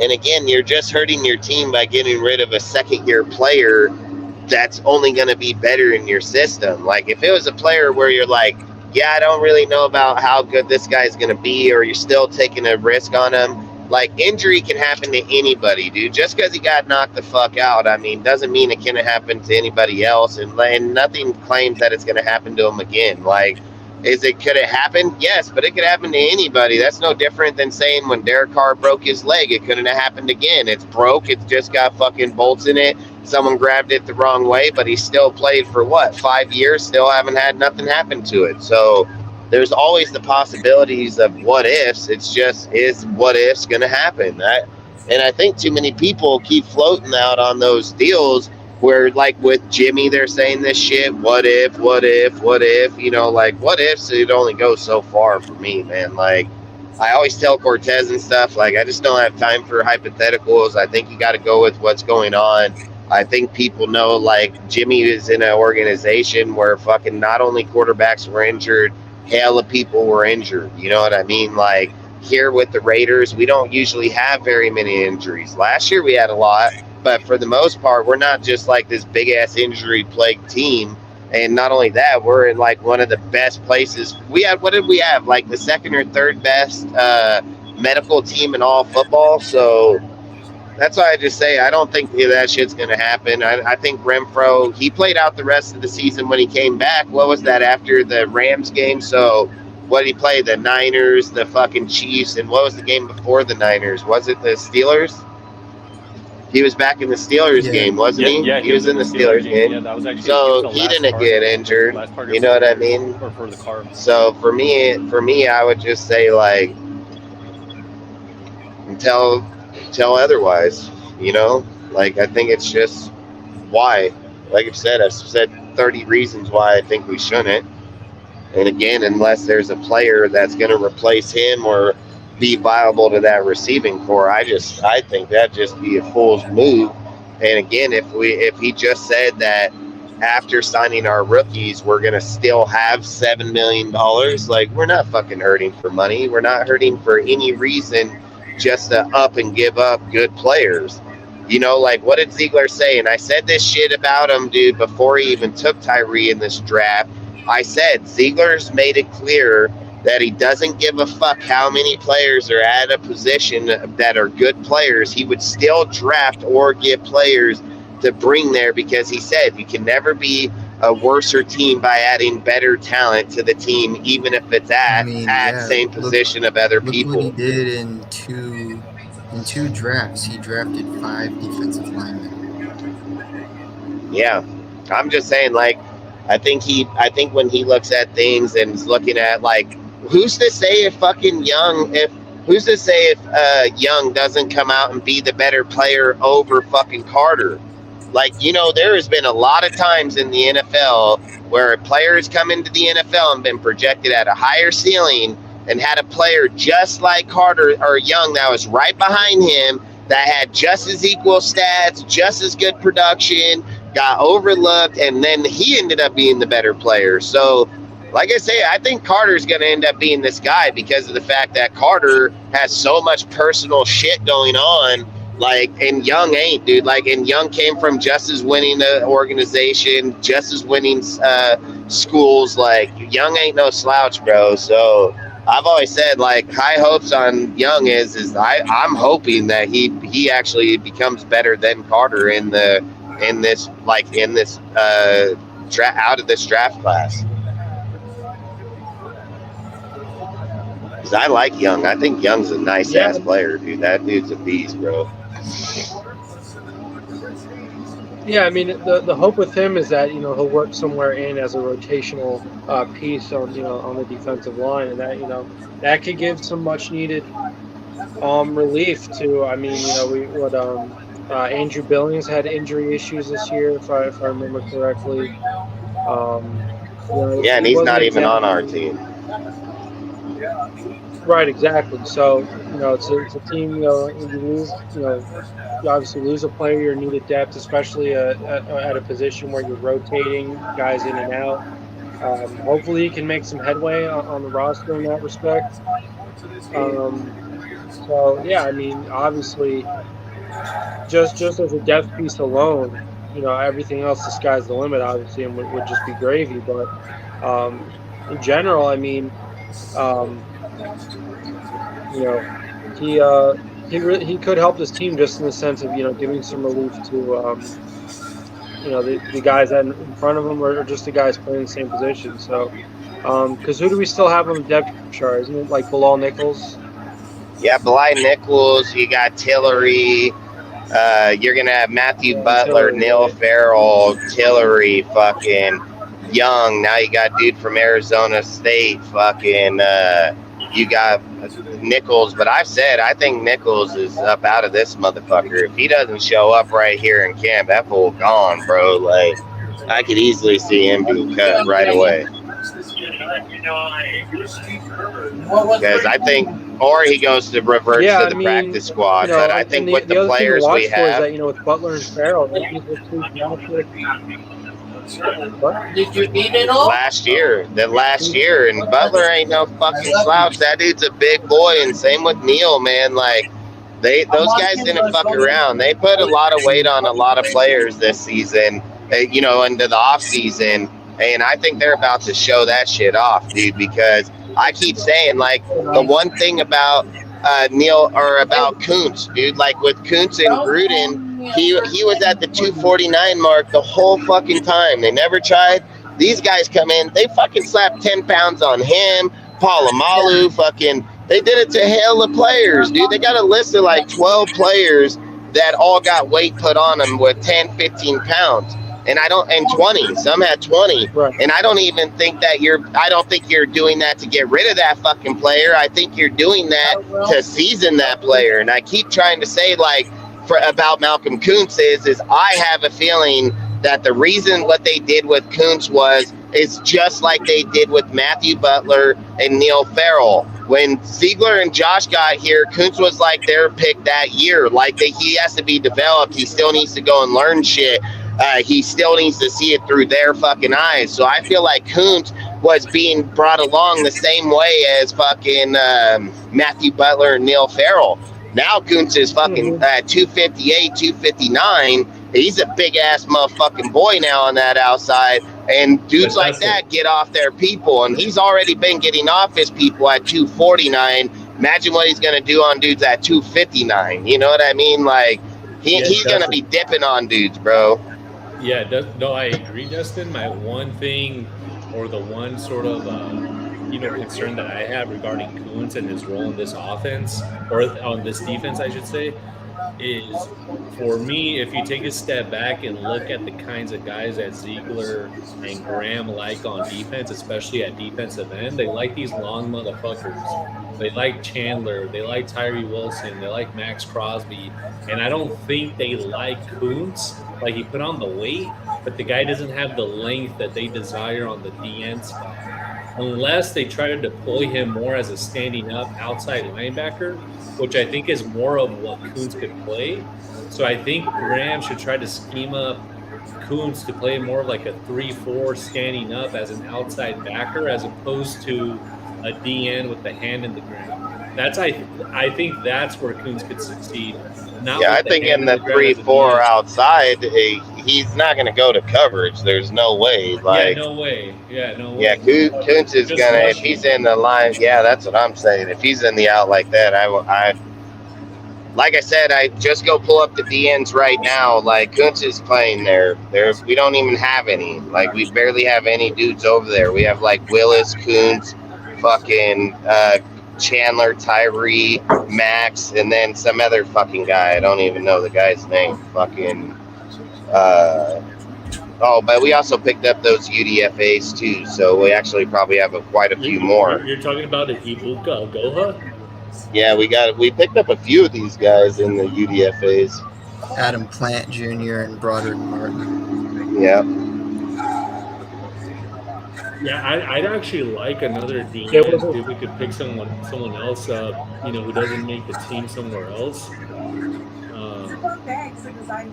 I'd like another DN on the roster who could play at least on. I would take Leonard or Leonard Floyd, dude. I've made a post on it all. I'd take that fool. I'm making a bring post him in right now.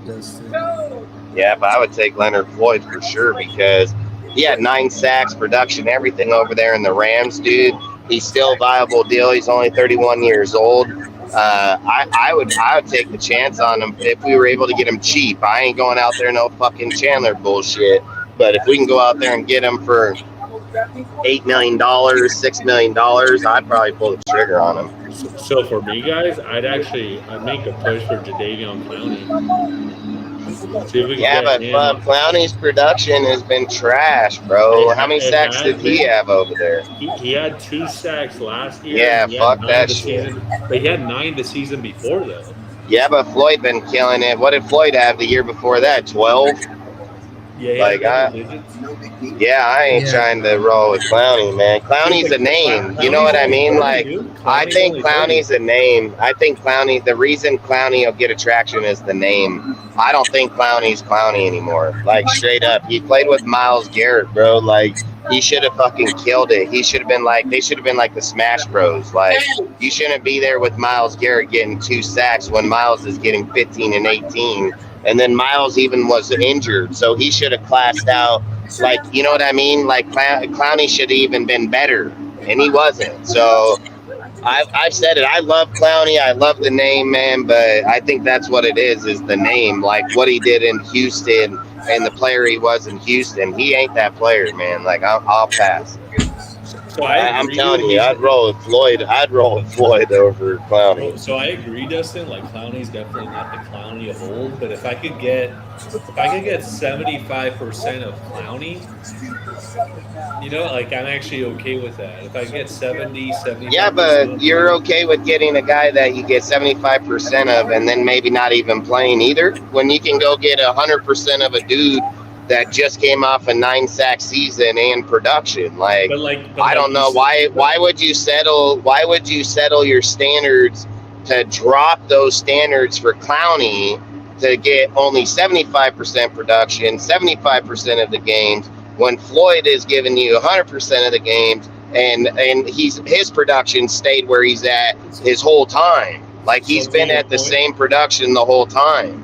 So to your point, Dustin, we have probably one of the best training staffs, one of the best medical staffs. Maybe we could get Clowney to that point where the fucker's healthy. That's just what ifs. I mean, I don't think we're at the point of what ifs. Well, I mean, that's, we got to, sort of entertain that, right? Whether our medical staff, our training staff could get him to be healthy the same way that we're hoping, right? That they get Jimmy G, right? And he could play a full season for the Yeah, but Jimmy produced even before he got injured. Clowney didn't produce before he got injured. Clowney never produced at any point in that time before he got injured. Like, there's a big difference in that. Like, Jimmy G's producing. He's fucking leading his team to wins, and he's fucking going down and fucking putting up touchdowns and 4-touchdown game.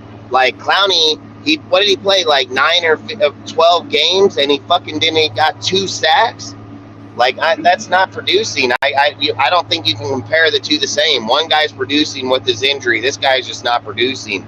And not only that, when you're playing at the DN position like that, and having an elite motherfucker on that opposite side like Myles Garrett, Clowney should have only been better. Like, he should have only been better. I don't think he's going to go off of Garrett. That was, what was he, the sack leader this year? He going to come here and produce better with Max now? Like, I don't know about that, man. Like, no, so what I would envision actually for a guy like Clowney is... Hey, I'll tell you like this. If we can get him for $2 million fucking dollars, I'd sign him. If we can't get him for like $2-3 million, I'm not signing him. I don't give a shit. So yeah, we would have to get him on. I think what I would envision is a very... Like vet minimum. Yeah, like a low base salary, very heavy on the incentives. And then in terms of a role on the team, I'd envision Clowney being more of, a situational pass rusher at this point, right? You would have Max, you would probably have Tyree, hopefully earning the starting job sometime midway through the season. Chandler coming off the bench, Clowney coming off the bench, and you're sending those guys in waves, as Ziegler had said, right? You want to send these guys in waves. So ideally, you would have Clowney only playing a very, a prorated percentage of the snaps, mostly I think on third down and very obvious passing situations. And you're just telling the dude, pin your ears back, go after the quarterback. You don't have to play the run. So I think that's the kind of role that I would envision for Clowney. Yeah, I've envisioned him not even getting on someone's team. I mean, like I said, Clowney's fell off massively, man. I mean, I think Clowney is a good name, good person. He was good at one point, but if you're telling me right this second that I can pick up Leonard Floyd or Clowney 100 out of 100 times, I'm going to take Floyd. I mean, like I said, if we were talking about Clowney with the Texans, I would sign him. I just think, like, all we'd be doing is another Chandler fucking move. Like, that's all we're doing again. Like, we're going to be like, okay, Chandler, I said when Chandler was with Arizona, I said the whole time, even when we signed Chandler to this team, I said it wasn't a good fucking signing because of the fact that Chandler got all those sacks in one fucking game. Like, he literally got 5 sacks in one fucking game, and then throughout the rest of the season, 16 games, he got 4. You know what I mean? Like, I knew that was a bad fucking deal. And then look, he comes here, he don't do shit. We're going to go get him and have the same thing. So when we're talking about wave after wave, You need wave of production, not wave of fucking this guy can't get off the fucking dude and go get the tackle. Like, what would be any different than the backup that's there right now? Like, there's no difference, you know? Like, that's all I'm saying. Floyd is coming off a year of back-to-back seasons. 12, I think he had 12.5. Then he goes in 9. He's playing in a rotation player. His rotation would show production. Like, that's all I'm saying is like, Clowney, it's not like Clowney's like 25 years old, been through fucking first contract, has bad like Clee, for instance, and then you're taking a chance to do what you're saying, like having the coaching staff, developing them, and all these things. Like, fucking guy is 30, 31 years old. You know what I mean? Like, odds are he's probably going to be done in the NFL in the next few years. The difference is you have fucking Floyd that's 31 and still producing at that level. You know, like, you're not going to Floyd and say, well, we got trainers and we're hoping we get you there. We're like, hey, we got the dude behind you that's going to get you there, you know? So I think when you're going to a Super Bowl, man, like, those kind of moves, you're not going to get there. Like, you're not going to get there. I think if you have Floyd with the production and what he's doing, you have a better chance of getting there. You're putting Clowney out, dude. Let's be real. Clowney hasn't even produced in, fuck, what, 2-3 years? Like, fuck, if that, probably longer. I don't know. I mean, he got 9 sacks the year before. Yeah, and what was he before that? You know, I know he's been falling off for multiple years, and that's why they wouldn't even give him, what, more than 10 or 12 million? Didn't he get only 12 million to go back over there, like, or 10? I mean, Clowney? I don't know the numbers. Yeah, Clowney. I mean, he's always been a pretty inconsistent player. You know, he's had an injury history. I mean, obviously, you know, Leonard Floyd is a better player than Jadeveon Clowney. You know, what I'm saying is I think Clowney would be a viable option as a situational pass rusher, and if you could get him at a bargain, you know, I think you roll the dice with a guy like that. And who knows, right. You know, maybe you sign him, see if the fucker makes the team or not, and see what happens, you know? See if he has any juice left. So after Clowney's Pro Bowl era, where he was in the Pro Bowl back-to-back, 2019, he played 13 games. He had 3 sacks. 2020, he had 8 games. He had 0 sacks. Once he went to Cleveland in 2021, he had 9 sacks and played for 14 games. Last season, he played 12 games and he had 2 sacks. And that's my point, dude. We're talking like, what, fucking 6 years, and he had 1 good year out of the last 6 years. Not only that, every year has been low production years. Since 2018, he's been on 4 different teams. That's what I say. I just think, like, I like Clowney. I think, like you said, I would be for it if we got him for like $2 million. If they were like, hey, Clowney will sign with you guys for $2 million, I'd be like, sign the motherfucker. You know what I mean? Because I agree. Like, at that point, he's every bit worth the money. But if those motherfuckers are over there talking about signing his ass for fucking 8 and 10 million, nah, hell no. That shouldn't even be a fucking conversation. Like, that shouldn't even be a conversation, in my opinion. So I think if it's like 2 vet minimum, what is the vet minimum? Like 2.5 million? Like, I'd be all right with that. Because I just think you don't want to give shit away, you know? Yeah, I mean, one of the things to consider is market value. I mean, obviously, you know, you're more likely to get better production out of Leonard Floyd. Leonard Floyd's coming off, not only, you know, being part of a Super Bowl winning team a couple years ago, but a $64 million contract over 4 years. So even though he was released, you have to think the market value is going to be bigger for Leonard Floyd than it is, you know, for Clowney. And, you know, obviously, it's one of those situations where you get what you pay for, right? So, damn right. I first of all think that, like, the biggest problem with Clowney, even if you like him, and for that matter, you know, Leonard Floyd, bring Tyree Wilson, you know, drafting Tyree Wilson. Now we're talking about what, 3 to 4 guys now, like, vying for the same position. I guess you could throw Malcolm Kuntz in there too. Like, vying for the same position. Why spend why spend cap money on a position that's pretty deep at this point, at least to the extent that you're adding competition. Because remember, we also signed UDFA's that were edge rushers and defensive ends. So I don't think that's really a position of dire need. And that's also why I personally wish they would have prioritized corner in the draft more than they did. I mean, Ja'Cory Bennett obviously not a bad pick at all, but um, you know, I just don't think it makes any sense, even from the standpoint of the cap relative to what you need. I mean, if you're still going to believe in Chandler, even if it's for just one more year, because if he stinks the joint out again, I mean, there's the potential out that the Raiders could Yeah, and you're exercise. not getting So rid of Chandler this year. Like Chandler ain't going nowhere this year, man. You can't. You're gonna need too much money. right, so I mean, you're, he's pretty much on a prove it year right now. So they're probably going to stick with Chandler. If not, then give Tyrese some rest, I would think. Um, but as far as even Floyd, I mean, Floyd would obviously give a big boost to this team. He'd be great on the other side of Max, but I just don't see it right now, especially with Chandler still being on this team. So I think Chandler, because you got to think too. Chandler restructured his contract, so technically he's only being paid like what, $10 million this year.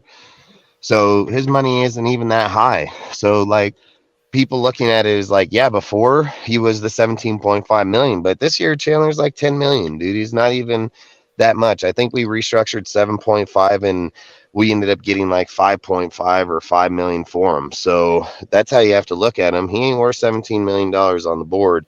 And when you're sitting there looking at player for 10 million there, I think he can be a backup for sure. No doubt about it, So what was Clee going to be? 9.998. So I don't think it'd be bad deal if he's playing in the backup position, in my opinion, at $10 million. And if you're getting Lloyd,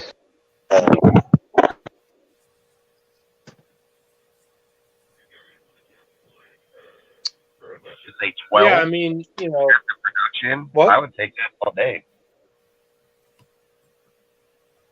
What'd you say? Are you talking on the phone? Can you hear me? Yeah. Yeah. Hold on 1 second, man. Are you hear me right now? Yeah. All right. What I was saying is that if I'm able to go out there and go get Lloyd for 12 million and put him on the outside with the production that he was coming off of, I would do it in a heartbeat, dude, because you got to think about it. Like, you're right about the depth there, but let's be real about the competition there. Like, you may have depth players there, but it doesn't mean those players play and are producing. None of them's played and produced it yet. So to just think like this year they're going to come out and all of a sudden produce, I think that's a big risk. And I think when you're sitting there talking about, are you going to Super Bowl or are you just talking about going to Super Bowl? I mean, if you put Floyd on the opposite side and put Chandler as a backup with fucking Malcolm Koonce and Tyree rotation, I think that makes you a way better team. And let's be real, Malcolm Koonce hasn't even really played. So the odds are that Chandler's going to have more dominant snaps over Koonce anyways. So unless Koonce just shows up and puts him on the burner, but all I'm saying is they've restructured Chandler's contract and the money's got pushed to a void year, and we're going to be able to free up money come next year off of them. I don't think that you're looking at him as a starting player right now. I think if Chandler shows up in camp and he brings it, yeah, but let's be real. Last year, he didn't bring it at all. He didn't bring it at all, dude. And he brought it again. What was it? The Chargers and that sorry-ass fucking team when that offensive line was depleted like a motherfucker, dude. Like, the offensive receivers were depleted, the tight end, the fucking halfback. You know what I mean? Like, let's just be real when we're talking about our players, because that's what fucking happened. That's when he got that shit. So every time Chandler played half-ass teams getting up to that point, and he couldn't even get off those fucking teams. You know what I mean? What do you think changed from last year to this year? He got older, probably got slower. You know what I mean? Like, that's all I'm saying is if he came in the first year with the hype of Chandler, with all that hype coming off of there, you would think he would have had a better production year this last year, not this upcoming year. You know what I mean? So me statistically, I'm gonna kind of put him at the Javion Clowney fucking deal. You know what I mean? Like you may have been good at one point, but you're fucking declining. Your decline is showing you are going downhill. So that's all I'm saying. I just don't think, to me, I don't think we're solidified at that position in any fucking means. And they can sit and say why Chandler was brought here. It doesn't mean that's what he's doing. You know what I mean? Doesn't mean that's what that motherfucker doing here. Mhm. So, and I think when you're looking there trying to say, like, they've already talked about Tyree, like, Tyree's not going to start on the outside no matter what this year. That was never their intention. They've said he can play standing up, hand in the ground, and in the inside. They said his versatility actually offers more being distributed around the line in his first year for experience-wise going forward than just putting him out there in that outside. So all I'm saying is you can grab a dude that has the production, that is from that side, that is an older player, but still brings that fucking dude. If he brought 6 sacks or even 8, dude, that's way better off of our side by far. And let's be real, what did he get? He got 8-9 sacks with Aaron Donald pushing that pressure. He's gonna have Max pushing him right to his fucking pocket. That fool might have 12 sacks again, you know. So like I said, if I can get him for 10, 12, I would hop on it in a heartbeat, dude, because I've said it. I think Kuntz or people like that, they can be down. And UDFA's, let's be real, now we want all Masterson starting. Like, the UDFA is going to have to come out and ball the fuck out, dude. Like, he's going to have to be fucking phenomenal to be able to just sit and say with all the player and talent we have right now that he's just going to start. Like, that's crazy as hell. And I don't give a fuck what the guy's name is. I don't care where the fuck he came from. He still has to go out, play. He obviously was a UDFA for one reason. It's no different than like us talking about Bam last year. You know, when Bam came out, we picked him up. He was a big ass dude. Everybody was talking about him, and we cut that fool. And nobody else even grabbed him, put him on the team or nothing. So I just say when you're looking at proven talented players at your front four, you have to look at the depth in, are they starting material? Has fucking Ziegler not preached that he wants the starters and the second and third and fourth team reps to all play the same way? So that tells you he's not looking at a superstar at the starting position. If you get one, great, but he's looking at the same production going behind him. I think that guy, he doesn't offer the same production. That's why I'm just saying that it wouldn't make sense, dude. Like, you don't make sense bringing in guys and hoping. You're bringing in guys and knowing, like, what did they say about a lot of the dudes we've picked up this year and even in there? They're like, the Raiders are picking up silent dogs, dude. Like, they keep talking about dude from Miami, dude, that D tackle I think we picked up. What's that dude's name? Jenkins? They keep talking about that dude like a motherfucker, and they think like that dude's going to be a fucking silent pickup for us too, because he's a big-ass boy, dude, and like that dude's going to own down that front. And not any of us have even brought up his name one fucking time in a conversation, you know? So I just think, like you said, we got players on our team. People are just overlooking, and I think when we're looking at that position, I agree with you. Like, I agree about the cornerback take. Like, I've said that the whole time. I'm not going to go against that take. But all I'm saying is we're not as well off at that DN position either as people think, you know. And if you're claiming you're going to go to the Super Bowl, you're claiming you're going to go out and beat good teams, you need to make sure those positions are solidified. And he's even talked about being able to have not as great receivers or secondary in the back as long as that front seven can get the pressure they need up on that quarterback. Like you said, a front will make a fucking secondary look better, and a secondary will make a front look better. So if his theory's true, I don't think you just need, like I said about the quarterback, you don't need a Ferrari at every spot. You know what I mean? Like, they can get by with the fucking Honda Civic, you know, like analogy-wise. Yeah, I mean, my whole thing is like, you know, is financial. My whole reasoning against, you know, well, it's not completely financial, but it is financial, but it's also in terms of how do you spread out your finances amongst the team as a whole, right? Because you know, especially you know, like, with football, I don't want to cut you off real quick, but let me say this real fast. Ziegler said in that last presser, right? He said when they interviewed him in that fucking room, He said, if we need to get money for a player, it's not a problem. Like, he straight said it. Like, he said, getting the money for a player is not a fucking problem.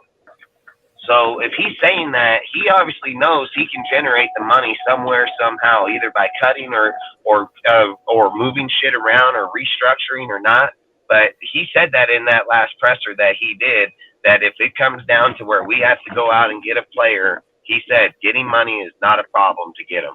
And I've always said, Mark can come out and offer pony up some money. You guys keep saying Mark ain't as broke as everybody thinks. So if that case is true, I mean, what's $10 million? You know what I mean? Like, if you're paying fucking Floyd 12, or let's say 15, what's $10 million to Mark to walk out and give him? His contract, Floyd's contract, $5 million. You know what I mean? Like, and you can do incentive-based contracts, dude, where the incentive isn't in the cap. You know what I mean? Incentive contracts are out of the pocket. So if you do an incentive base, that's where Mark and them have to pay them. The salary cap doesn't pay that. That's if he hits goals. The salary cap pays what you're offering him out for that year. Incentive comes from a whole different deal, you know? So for me, all I'm saying is if people claim Mark ain't broke and this, Mark, you can get the player. And the only thing I would say that backs the statement is Ziegler straight up said it in the last deal that he just did with that 30-minute fucking deal. He said straight up, like, if we need a player, we can get it. He said money is not an option and getting players is not a problem. So unless he's just full of shit, I don't think he's full of shit. You know what I mean? I think when we're looking at it what he has up right now. You know what I mean? Like, but I keep trying to say, like, we don't know at what each contract entails. We don't know what money's sitting there. We don't know what viability he gets from Mark Davis, where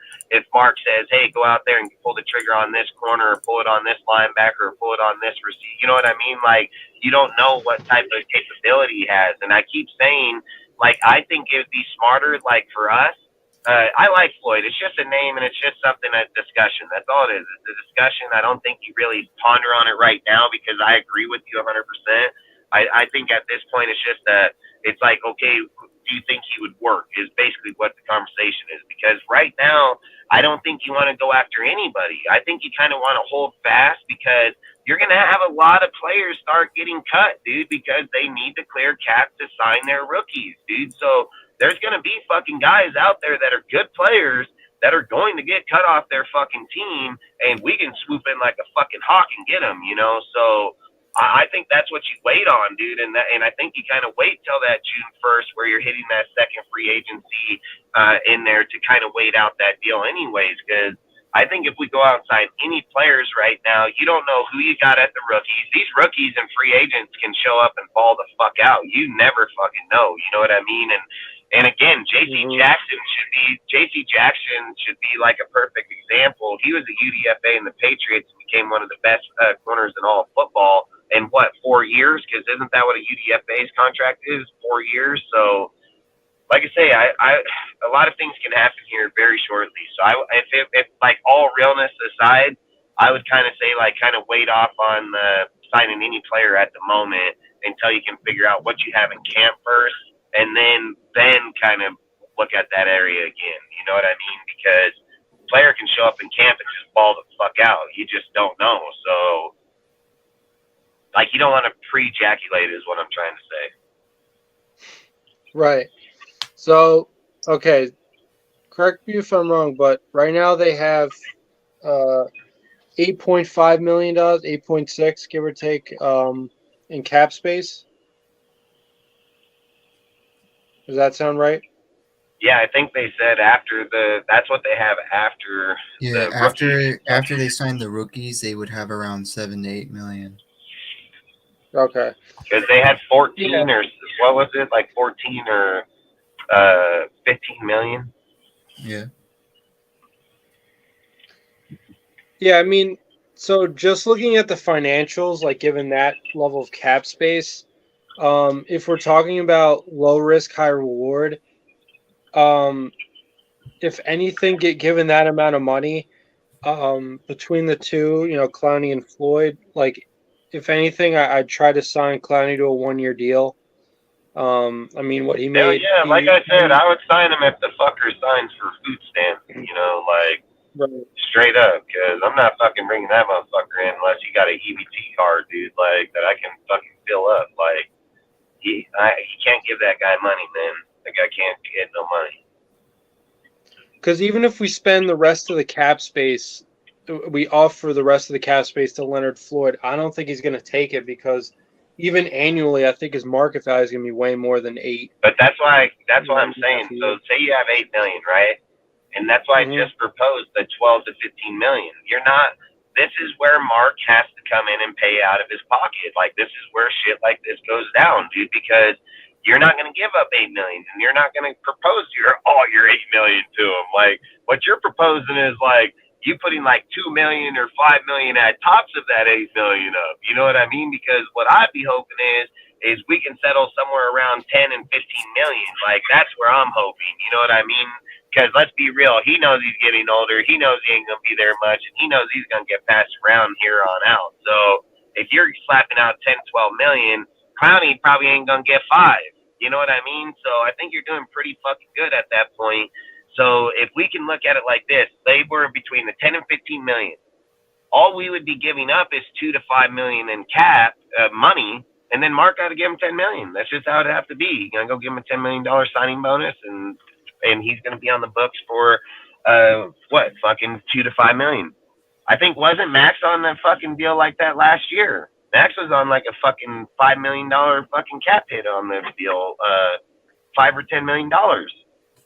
So, like I said, that's how I would do the Floyd deal. But again, you don't want to do that until, like, let's be real, for like another month or two. You know what I mean? Like, you don't want to make that move until you're getting to Kent and you know, like, Chandler ain't going to fucking show up this year. You know what I mean? Like, I think you don't want to go pull the trigger too early on $10 or $12 million because I agree with you on the cornerback spot. If you got a corner that's lacking hella hard, and let's say that, like, you're hoping that Duke Shelley shows up, or you're hoping that David Long, and neither one of them do, you're going to have to go trade for a motherfucker. And I think that's where you're going to need money to do that shit. And that's way more of a viable spot we're going to need to do it at. So for me, I think it's like, I think in a perfect world, if you're sitting there saying that your corners are working, your linebackers, your safety, and you got a little bit of money you can spend that it'll, like, blossom, then you go get a guy like Floyd. But let's be real. I think the tight end or the DN positions should kind of be put on the back burner at the moment, and, like, corner should probably be a priority of anything because I still feel like we don't have that player there yet. So, and I'm not going to say Bennett and Hobbs can't, but let's be real. Hell, if people are talking on Hobbs like being, like, probably not going to be here next year if he doesn't show up on the outside. Like, they keep saying, like, Hobbs is not going to be played on the inside like people think. They think they're putting him the cornerback one and going to make him play man fuck corner. You know what I mean? So, like I said, man, I don't know. It's a lot of shit out there. There's a lot of positions that we can probably need better assets at. So I would just say I agree. Clowney for the Chiefs, Floyd for the most, but we shouldn't even be looking at that spot.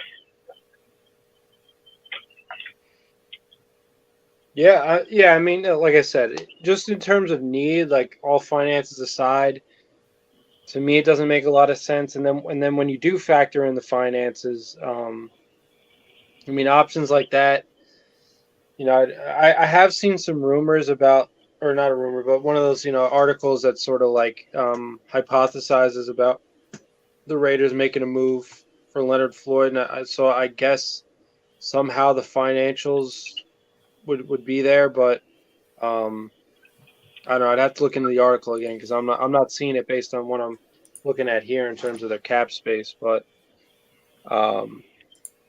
yeah, you know, I would say, like, if they did not make the Chandler Jones move last offseason, if they just decided to trade Yannick, and, you know, they didn't really have somebody on the other side of Max, and they had that money to sign Leonard Floyd, then I would definitely be for that. Yeah, but my point, you know, my right point now, I mean, is, like, Chandler's look, I can prove that they'll have the money. I can prove it in a fucking instant. If you wait till June 1st and trade off Brent, bro, you got $20 million, bro. You have $20 million fucking dollars. So how the hell can they not get him? If they trade Well, yeah, Renfro that's on true. June 1st, that's $11.8 million. That's 12 on top of 18 is 20. So they can most definitely sign him and some more. Yeah, that's true. I guess I wasn't really taking that into account either. But I was just saying in general, you don't want to end up in a position like the Cowboys were, for example, where uh, who has more money than Jerry Jones, right? Like actually paying that is no issue. It's more of just you don't want to mismanage the salary cap to the point where, you have to make a trade. You have to trade a guy like Amari Cooper, just for the sake of a cap dump, right? You don't want Yeah, to and get I into that wouldn't want to spot be because like then Philly. I you're wouldn't letting want to go. be like Philly getting like Robert Quinn. You know what I mean? Like I wouldn't want to be like Philly doing a move like that because do you really think that you're going to get Floyd for just 1 year? Do you think he's going to come here for 1 year? I don't think he needs to come for no proven contracts. So I think if Floyd's coming, he's going to want to end out his next few years here to end his career probably, in all honesty. Most dudes know between 31 and 35, they're probably coming to an end. So I don't think he's going to want to up and keep moving unless he's just looking for the money at the end. But if I was just being real, I'm just assuming that I would think he would want at least 2-3 year contract. You know what I mean? Like Chandler. Right. Like I think that's what he's going to want. So that's why I Right, think and he could become. No, but go. Well, yeah, I mean he is on the older side of things, Leonard Floyd. I think he's 30 or 31. 31. 31. Yeah, so yeah, that's the other issue, right? Is not necessarily AAV because 1 year deal. If what you say, like you said, if they trade Renfro, for example, you have $20 million in cap space. You could sign to a 1 year deal, and that could work. But if he's looking for a long term contract, like one last chance to make a lot of money before he does retire, maybe like 5, 6, 7 years down the road, whatever it is. What you never quite know like what you're going to get with an NFL player, right? It's the most risky of sports, I would say, in terms of injury, right? Like like look at Christian McCaffrey. Right? Everyone like knows talent-wise what he brings. To be real, you're going to get a 1 year deal out of Clowney. You know what I mean? Like you're going to get a 1 year deal from him. Like there's no doubt. So if you're going to be like, say that you're just at 8 million and you are looking to invest, like at the end of the day, Clowney is 100% the bargain pick. You know what I mean? Like you're giving up 2.5, maybe 5 million. Let's just say 5 million.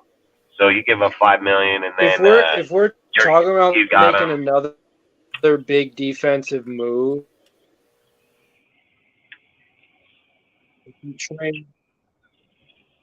I would rather take a linebacker because right now I don't love our linebacker room.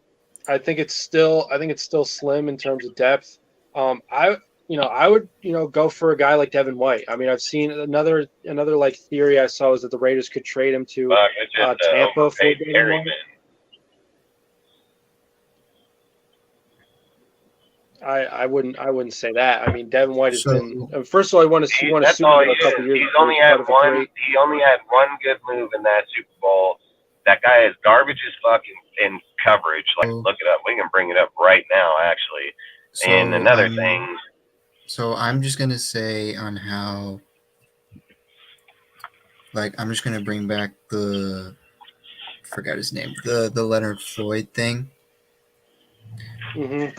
I think I'm gonna try to play devil's advocate here for a little bit, but I think it would sort of be a struggle to get him because his market value is 13 to 15 million, while also the schemes that he's used to are only 3-4 zone coverage schemes, and they rely heavily on cover shells, like a blend of cover 6, cover 4.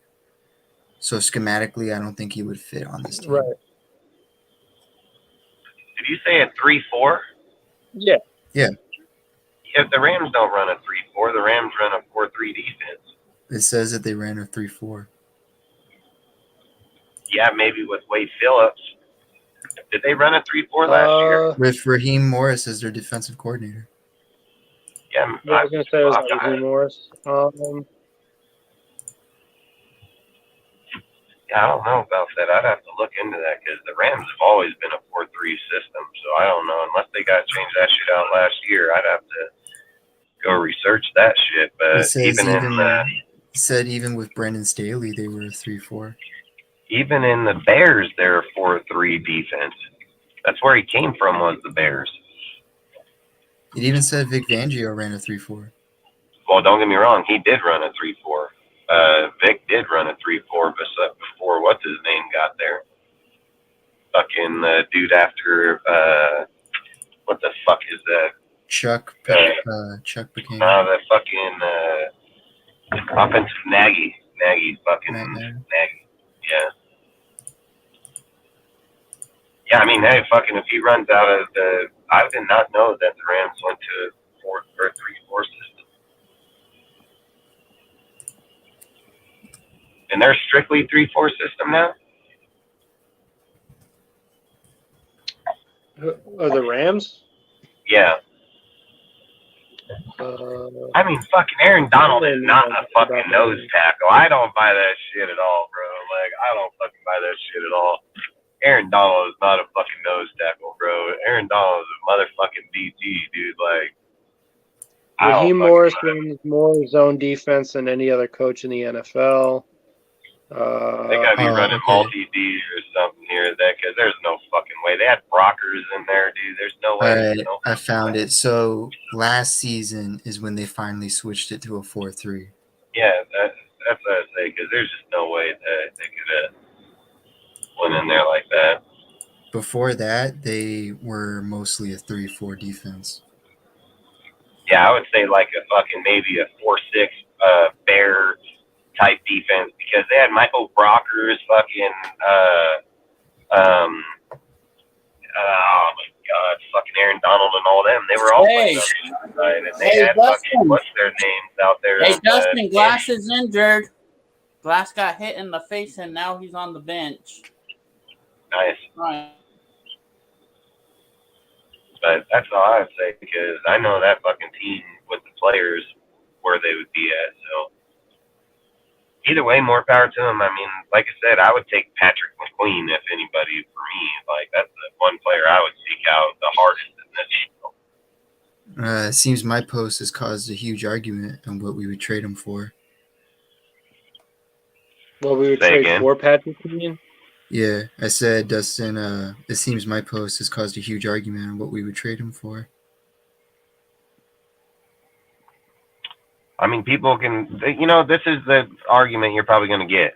People say, why trade for him if they're just going to release him? They're not just going to release the motherfucker, dumbasses. He's on the same fucking thing as Jacobs and them. They'll fucking hold on to that fool and sit his ass. Like, they're not just going to give a fucking player away, not for any reason. Like, that's probably the one fucking argument everybody's going to say. Why do you want to trade for a dude that they're just going to release? He is not Derek Carr, motherfucker. He does not have a no-trade clause in his shit. Like, he doesn't choose what he does. They'll non-exclusive tag that motherfucker the same way that we did Josh.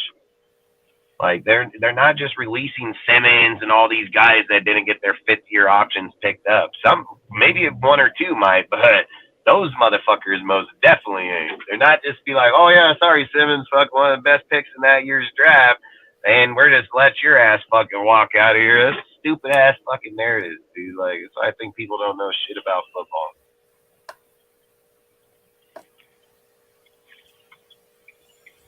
football. Yeah, let me...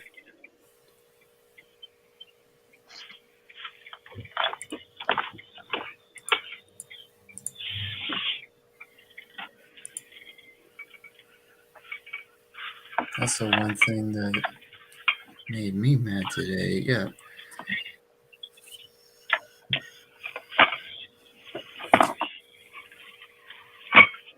What happened? I said that's like the one thing that made me mad today was just getting straight up told I don't know anything I'm talking about. I just laugh at them, dude. That's all I do. I mean, they don't know real shit from nothing. Motherfuckers think like that kid wouldn't be worth nothing.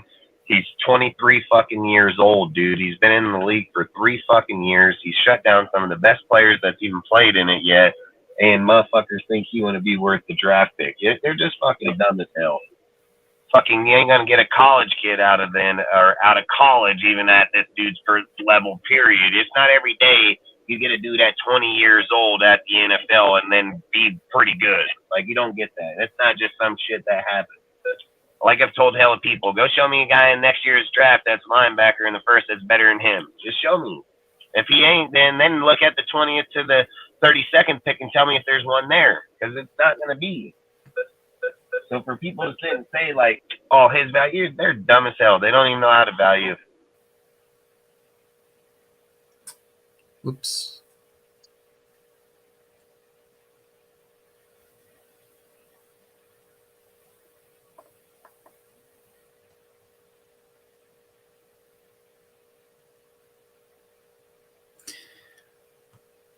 Are we losing? What? Are we losing? Yeah, we lost him. Must have been a random disconnection. Yeah. Hopefully, he makes a return. They had to take Anthony Davis to a room to evaluate him. Dustin left. No, he got disconnected. Yeah, he's in and out. Let me see. But yeah, I mean, so I look back at this article. So apparently, like Devin White, he's looking for 18 to 20 million. He's looking for 18 to 20 million? Yeah, apparently, according to ESPN's Jenna Lane. So, that would make him one of the highest paid linebackers in the NFL.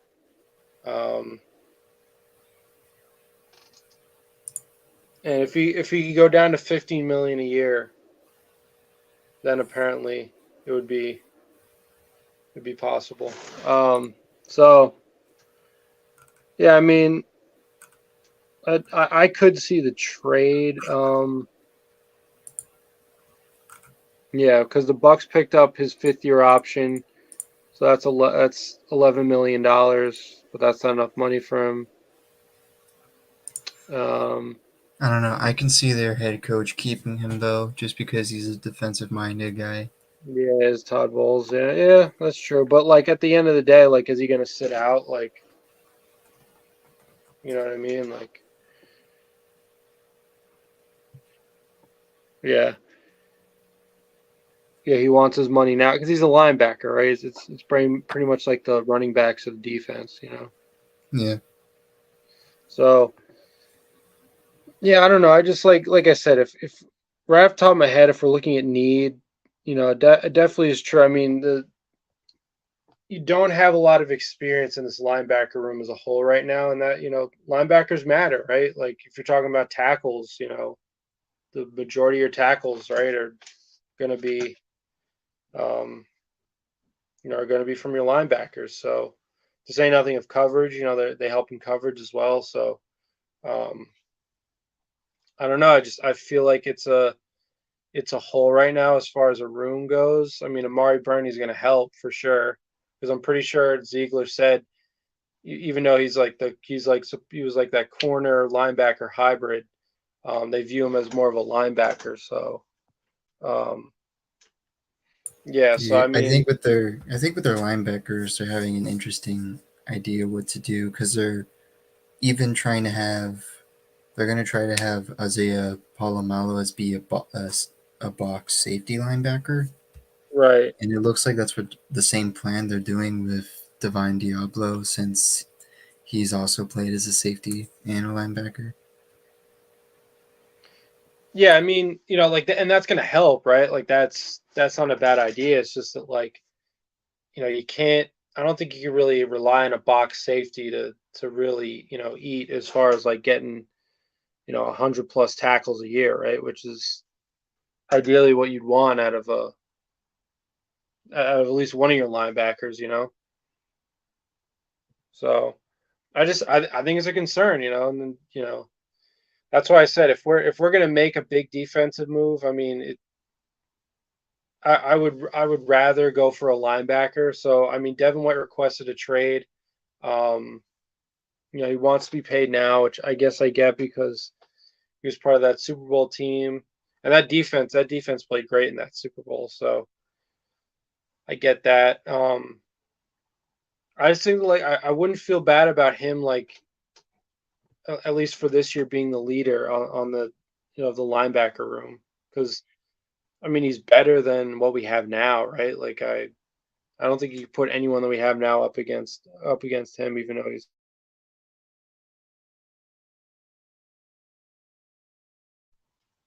so. I don't know. But are there any like defensive moves that you would like to see, or any other big moves in free agency or by trade you've had your eye on, Sergio? Yeah, so right now, like the ones that like I've been seeing so far, like the biggest talks, like besides the Patrick Queen, besides the Floyd, Mm-hmm. like other ones that I've seen where like the another 5 year option decline was Isaiah Simmons. Mm-hmm. I mean, it'd be cool like if that would happen a lot because he's a very like extreme explosive player and his athleticism is off the charts, especially when it comes to coverage. He's pretty good. Another one, just because it's familiarity, like a Patriots familiarity, it would be Kyle Van Noy. Even though I know some Mm-hmm. people don't like it, it's basic familiarity that we can work around with, and a veteran presence that everyone's talked about. Like, oh, we need veteran presence for the linebackers. He would give off a nice veteran presence. Mm-hmm. Cornerbacks, I haven't really looked much into. I've only looked at the Marcus Peters one because Marcus Peters has been the one quarterback everyone's been talking about. I could see it happen, but I can also just not see it happen just because I don't think he really fits what I don't think he really would fit what Patrick Graham would want to do because I think Peters at his age is more relying on someone else to support him Mm-hmm. rather than be a press man corner now. And it looks like he benefits more off of zone and the defensive line blitzing rather than going man to man in coverage. Mm-hmm. So yeah, it's just a lot of players right now that like a lot of people want, but it's very difficult to see it happen just because of the schematics that can work with it, like, and also the familiarity. Right. So you're talking about Marcus Peters, like not trade for him, or Well, he's a he's free a free agent, right? agent. He's a free agent Or right free now. agent, okay. And you know what his market value is? So according to Over the Cap, his market value is like less than 10 million basically. But Spotrac says his market value is between 9 million to 12 million per year. Mm-hmm. I mean, I could see it. I mean, Mark Davis really wants him, and Marcus Peters has always wanted to be a Raider.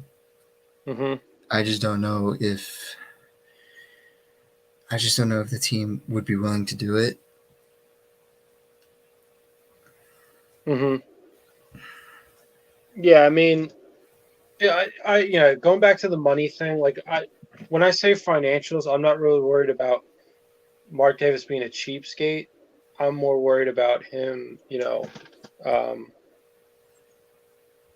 I'm like I said, I'm more worried about mismanaging salary cap because nobody wants to end up in a position like I said with the Cowboys and Amari Cooper, right? Because that was that trade was coming probably from a financial standpoint because they just mismanaged the cap, um, year in and year out, to the point where they had to trade him for the sake of a cap dump.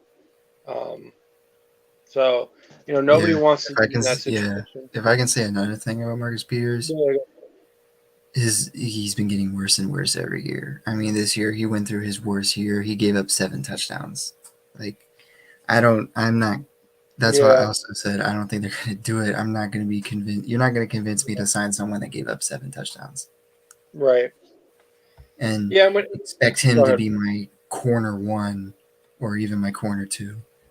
Hmm. Yeah, I mean, and when you look at the the cornerback room that this team has right now, um, I'm not going to say I absolutely love it, but it's okay. It's decent. I feel better about them than I do with the linebacker room right now.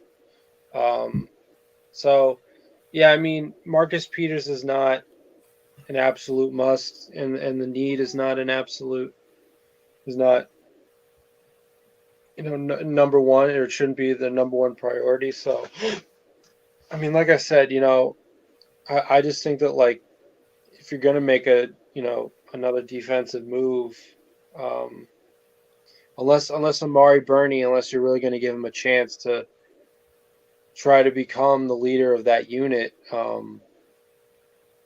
don't know. I would try. I could see it happen, just not in his first year. Well, yeah, that's the thing, right? Because like that's a big position, and like this regime is in a position now where like they you could argue like they need to start winning, right? I mean, they came off of objectively a disappointing year last year, and okay, it could very well have been a tank, but you're going to tank 2 years in a row, right? So to me, it's like about putting your best foot forward personnel wise going into the season, and I don't know, I don't know if I trust Spillane. Like I could see them giving him getting a lot of snaps, but like I don't know, I just don't see being able to trust him like you would trust some of these elite linebackers, in the league right now, right? So I trust Spillane against the run and pass rush. Coverage is, I mean, with the linebackers right now, it's just the coverage is just the concern right now. mhm. Like Spillane, I don't think he'll be good in coverage. Divine Diablo, I mean, Hey, hey, not to change the subject, but they had it to wheelchair Anthony Davis from the room back to the locker room. Okay. That's what's still that? What? Or like the Paul Pierce, huh? like Oh yeah, Paul because Pierce. he got hit up in the face. Looney smacked him in the face. What's the score right now? Oh, there's And two we're up minutes by left. 14. And the crazy thing is, Ham already threw in the white flag. He took out his starters. Yeah, Hey, if Anthony Davis can't go Friday, the Warriors are gonna win in LA. Well, I mean, obviously that's a big Curry loss for has scored Lakers. 109 points in the playoffs this year. Yep, yeah, I see. Okay, so that graphic. Wow, The Warriors stay fourth alive. grade. Yeah. Yeah, you can never count out the World Series champs, NBA champs. They've been through this. It's really going to depend on the free throw attempts. I don't mean to get too much into a different sport, but Yeah. I mean, it's kind of the only sport going on right now. yeah, you got hockey. Yeah, and Got baseball. hockey. Yeah, baseball. Yep, baseball's gearing up. I mean, baseball isn't Oh, really. Jordan Kuminga finally hitting. We're up by 18 I points. don't like watching baseball unless I'm there. But even when I'm there, I don't pay much attention to the game. It's one of those things where you really have to know the game, and you have to be into it. Like it's not one of those sports that's gonna grab your attention immediately like football, whether you like it or not. It's a thinking man's game. It's patient strategy. Yeah, That like kind of. the only 2 sports I'm into is like football and soccer because Hey, football do just you know reminds the me of crazy thing? chess, and then soccer just never stops. Yeah, Right. and at a game, it's more better than to watch it on TV. At a football game, Like it's. I bet so it's 10 different. times better to watch a football game because then Yeah, you like don't have to wait for ads how like every no, 5 minutes. you're just there. Fuck, when I was up in Seattle, you guys remember? I think was it the Devonte Adams or the DK Metcalf? You remember they were reviewing it? It took them like about 20 minutes for us, but they were just doing commercial for you guys who was watching it. But that shit took like 20 minutes, and we're booing the ref. It was cool. Hey, Cortez, you see what Kojo said? He said it's going to be over on Friday. How without you guys aren't gonna have Anthony Davis? Yeah, I'm actually going to be at a baseball game this weekend. It's What game you going to? the Nats versus the Mets. Oh, nice. Yeah, Nats versus who? the Mets. The Mets. You know what the pitching matchup's going to be? So this No. weekend you're gonna be in New York. No, I'm going to be in Virginia. How In far is DC. how far is DC from you? Right. It's like a 3-hour drive. Oh, not bad. Yeah, same here. Yeah, I've been to that ballpark though. It's a nice ballpark. Yeah, I've been there too. That was actually the first baseball game I've been to. Major League Baseball was the Padres versus the Nats. And that was after they traded one of their players. At Washington, they don't have the player no more. It was like a third baseman that they had. Yeah, I think his name is Sojo. No, it started with a B or something. Or shortstop. He was a shortstop, and then they had a Cuban third baseman too. It started with a W. This was like 3-4 years now because they're not the Fresno Grizzlies. That was the AAA team, but now they're not AAA. Now they're AA affiliation of the Colorado Rockies. But when the Nationals won the championship, they were the affiliation of the AAA team. Nice. Shit, I got to see Buster Posey, Matt Cain, Tim Lincecum, Madison Bumgarner when they would come for their rehab or combat Pablo Sandoval. Yeah, one thing I do notice is baseball food is weird at a stadium. The foods that they give. Yeah, it was 121 to 106.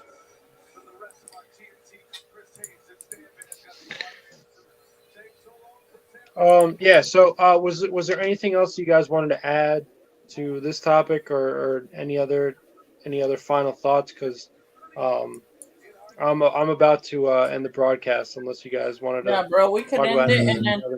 I got nothing else unless anyone's got something else. Word. Yeah, just because Dustin's not gonna be able to make it on you guys. And then Friday we could go over the roster or the schedule. Yeah, Friday we can look at the schedule. Yeah. Although actually I won't be here Friday because that's when I'm going to be heading over to Virginia.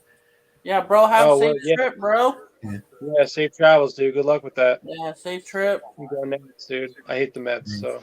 Why you hate the Mets? Because you're sorry Yankee fan? Yeah, because I'm a sorry Yankee fan. All right, then I'm out. Thank you guys. Much love to you guys. I'll see you guys Friday.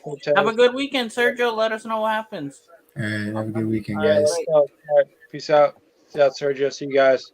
All right, salute Raider Nation. Cortez is out. Salute Raider Nation. Thank you to everyone for joining us for this broadcast. As Cortez just mentioned, so the big focus of our next episode, which is going to be this Friday, the 12th, at our regularly scheduled time, 7 p.m. Pacific time, 10 p.m. Eastern time. So please tune in for that. Same exact platforms. The big thing we're going to be talking about there is going to be obviously the schedule release, which will happen tomorrow on Thursday. So on Friday, when we usually have our show, we'll be able to talk about it. We'll be able to see how our predictions went as far as, how many primetime games we got, the ordering of all the games and whatnot, when we play who at what time and at what point in the season. So that's going to be very exciting to see that all shape up. So stay tuned and be ready for that episode as well. It's going to be a great one. But yeah, just in general, as far as this episode goes, thank you guys again, everyone, for joining another great broadcast. First and foremost, thank you, Sergio, as well as the rest of the members of this panel for showing up as always. Love all the stimulating conversation that you guys bring. Thank to the mods in the chat again. Wouldn't be able to do the show without you guys, as always. And last but not least, thank you to our viewers for watching and commenting along with us throughout the duration of this broadcast. We had another great episode, as always. Just a quick reminder before I let you go and before we do end today, just as I said at the top of the broadcast, if you guys could just check out all the links that we've just posted here in the comments section, it'd be greatly appreciated.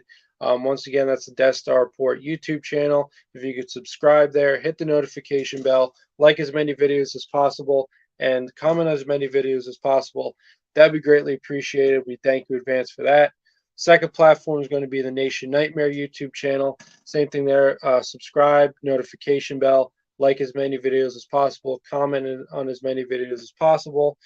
Death Star Report Twitch channel, if you could follow us on there, that'd be greatly appreciated.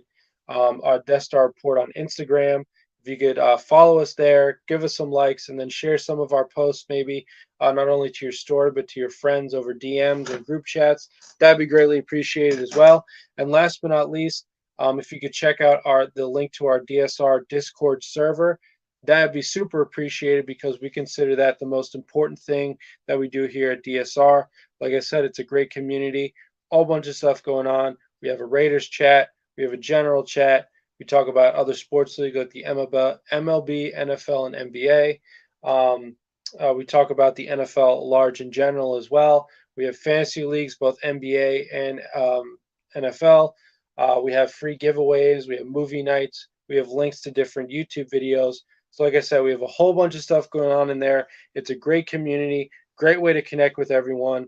Not only over Raider stuff, but just in general opportunity to meet people and just, vibe over and come together over a whole variety of topics. So like I said, if you could join our Discord there, that'd be great. So like I said, Death Star Report YouTube channel, Nation Nightmare YouTube channel, Death Star Report Twitch channel, Death Star Report on Instagram, and last but not least, our Discord DSR server.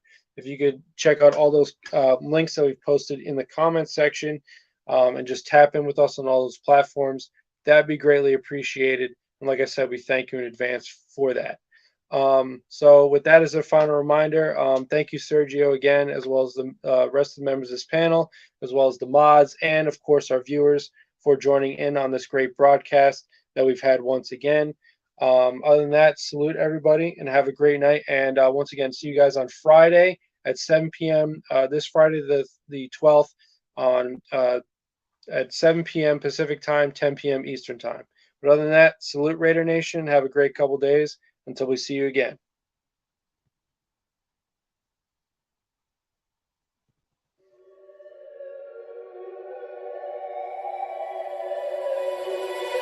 Wake up to the sounds of the silence that allows for my mind to run around with my ear up to the ground. I'm searching to behold the stories that I told when my back is to the world, was smiling when I turned.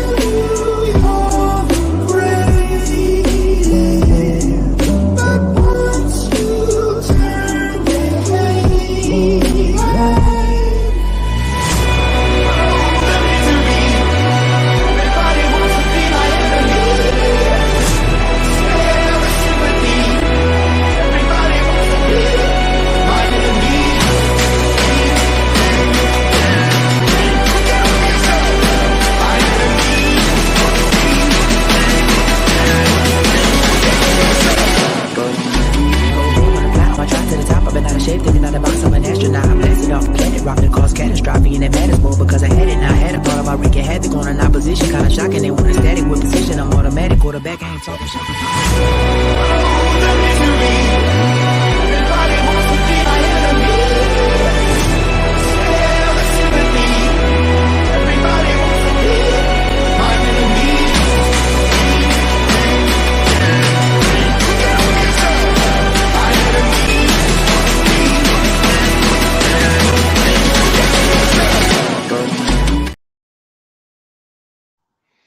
Salute everyone. Have a great night.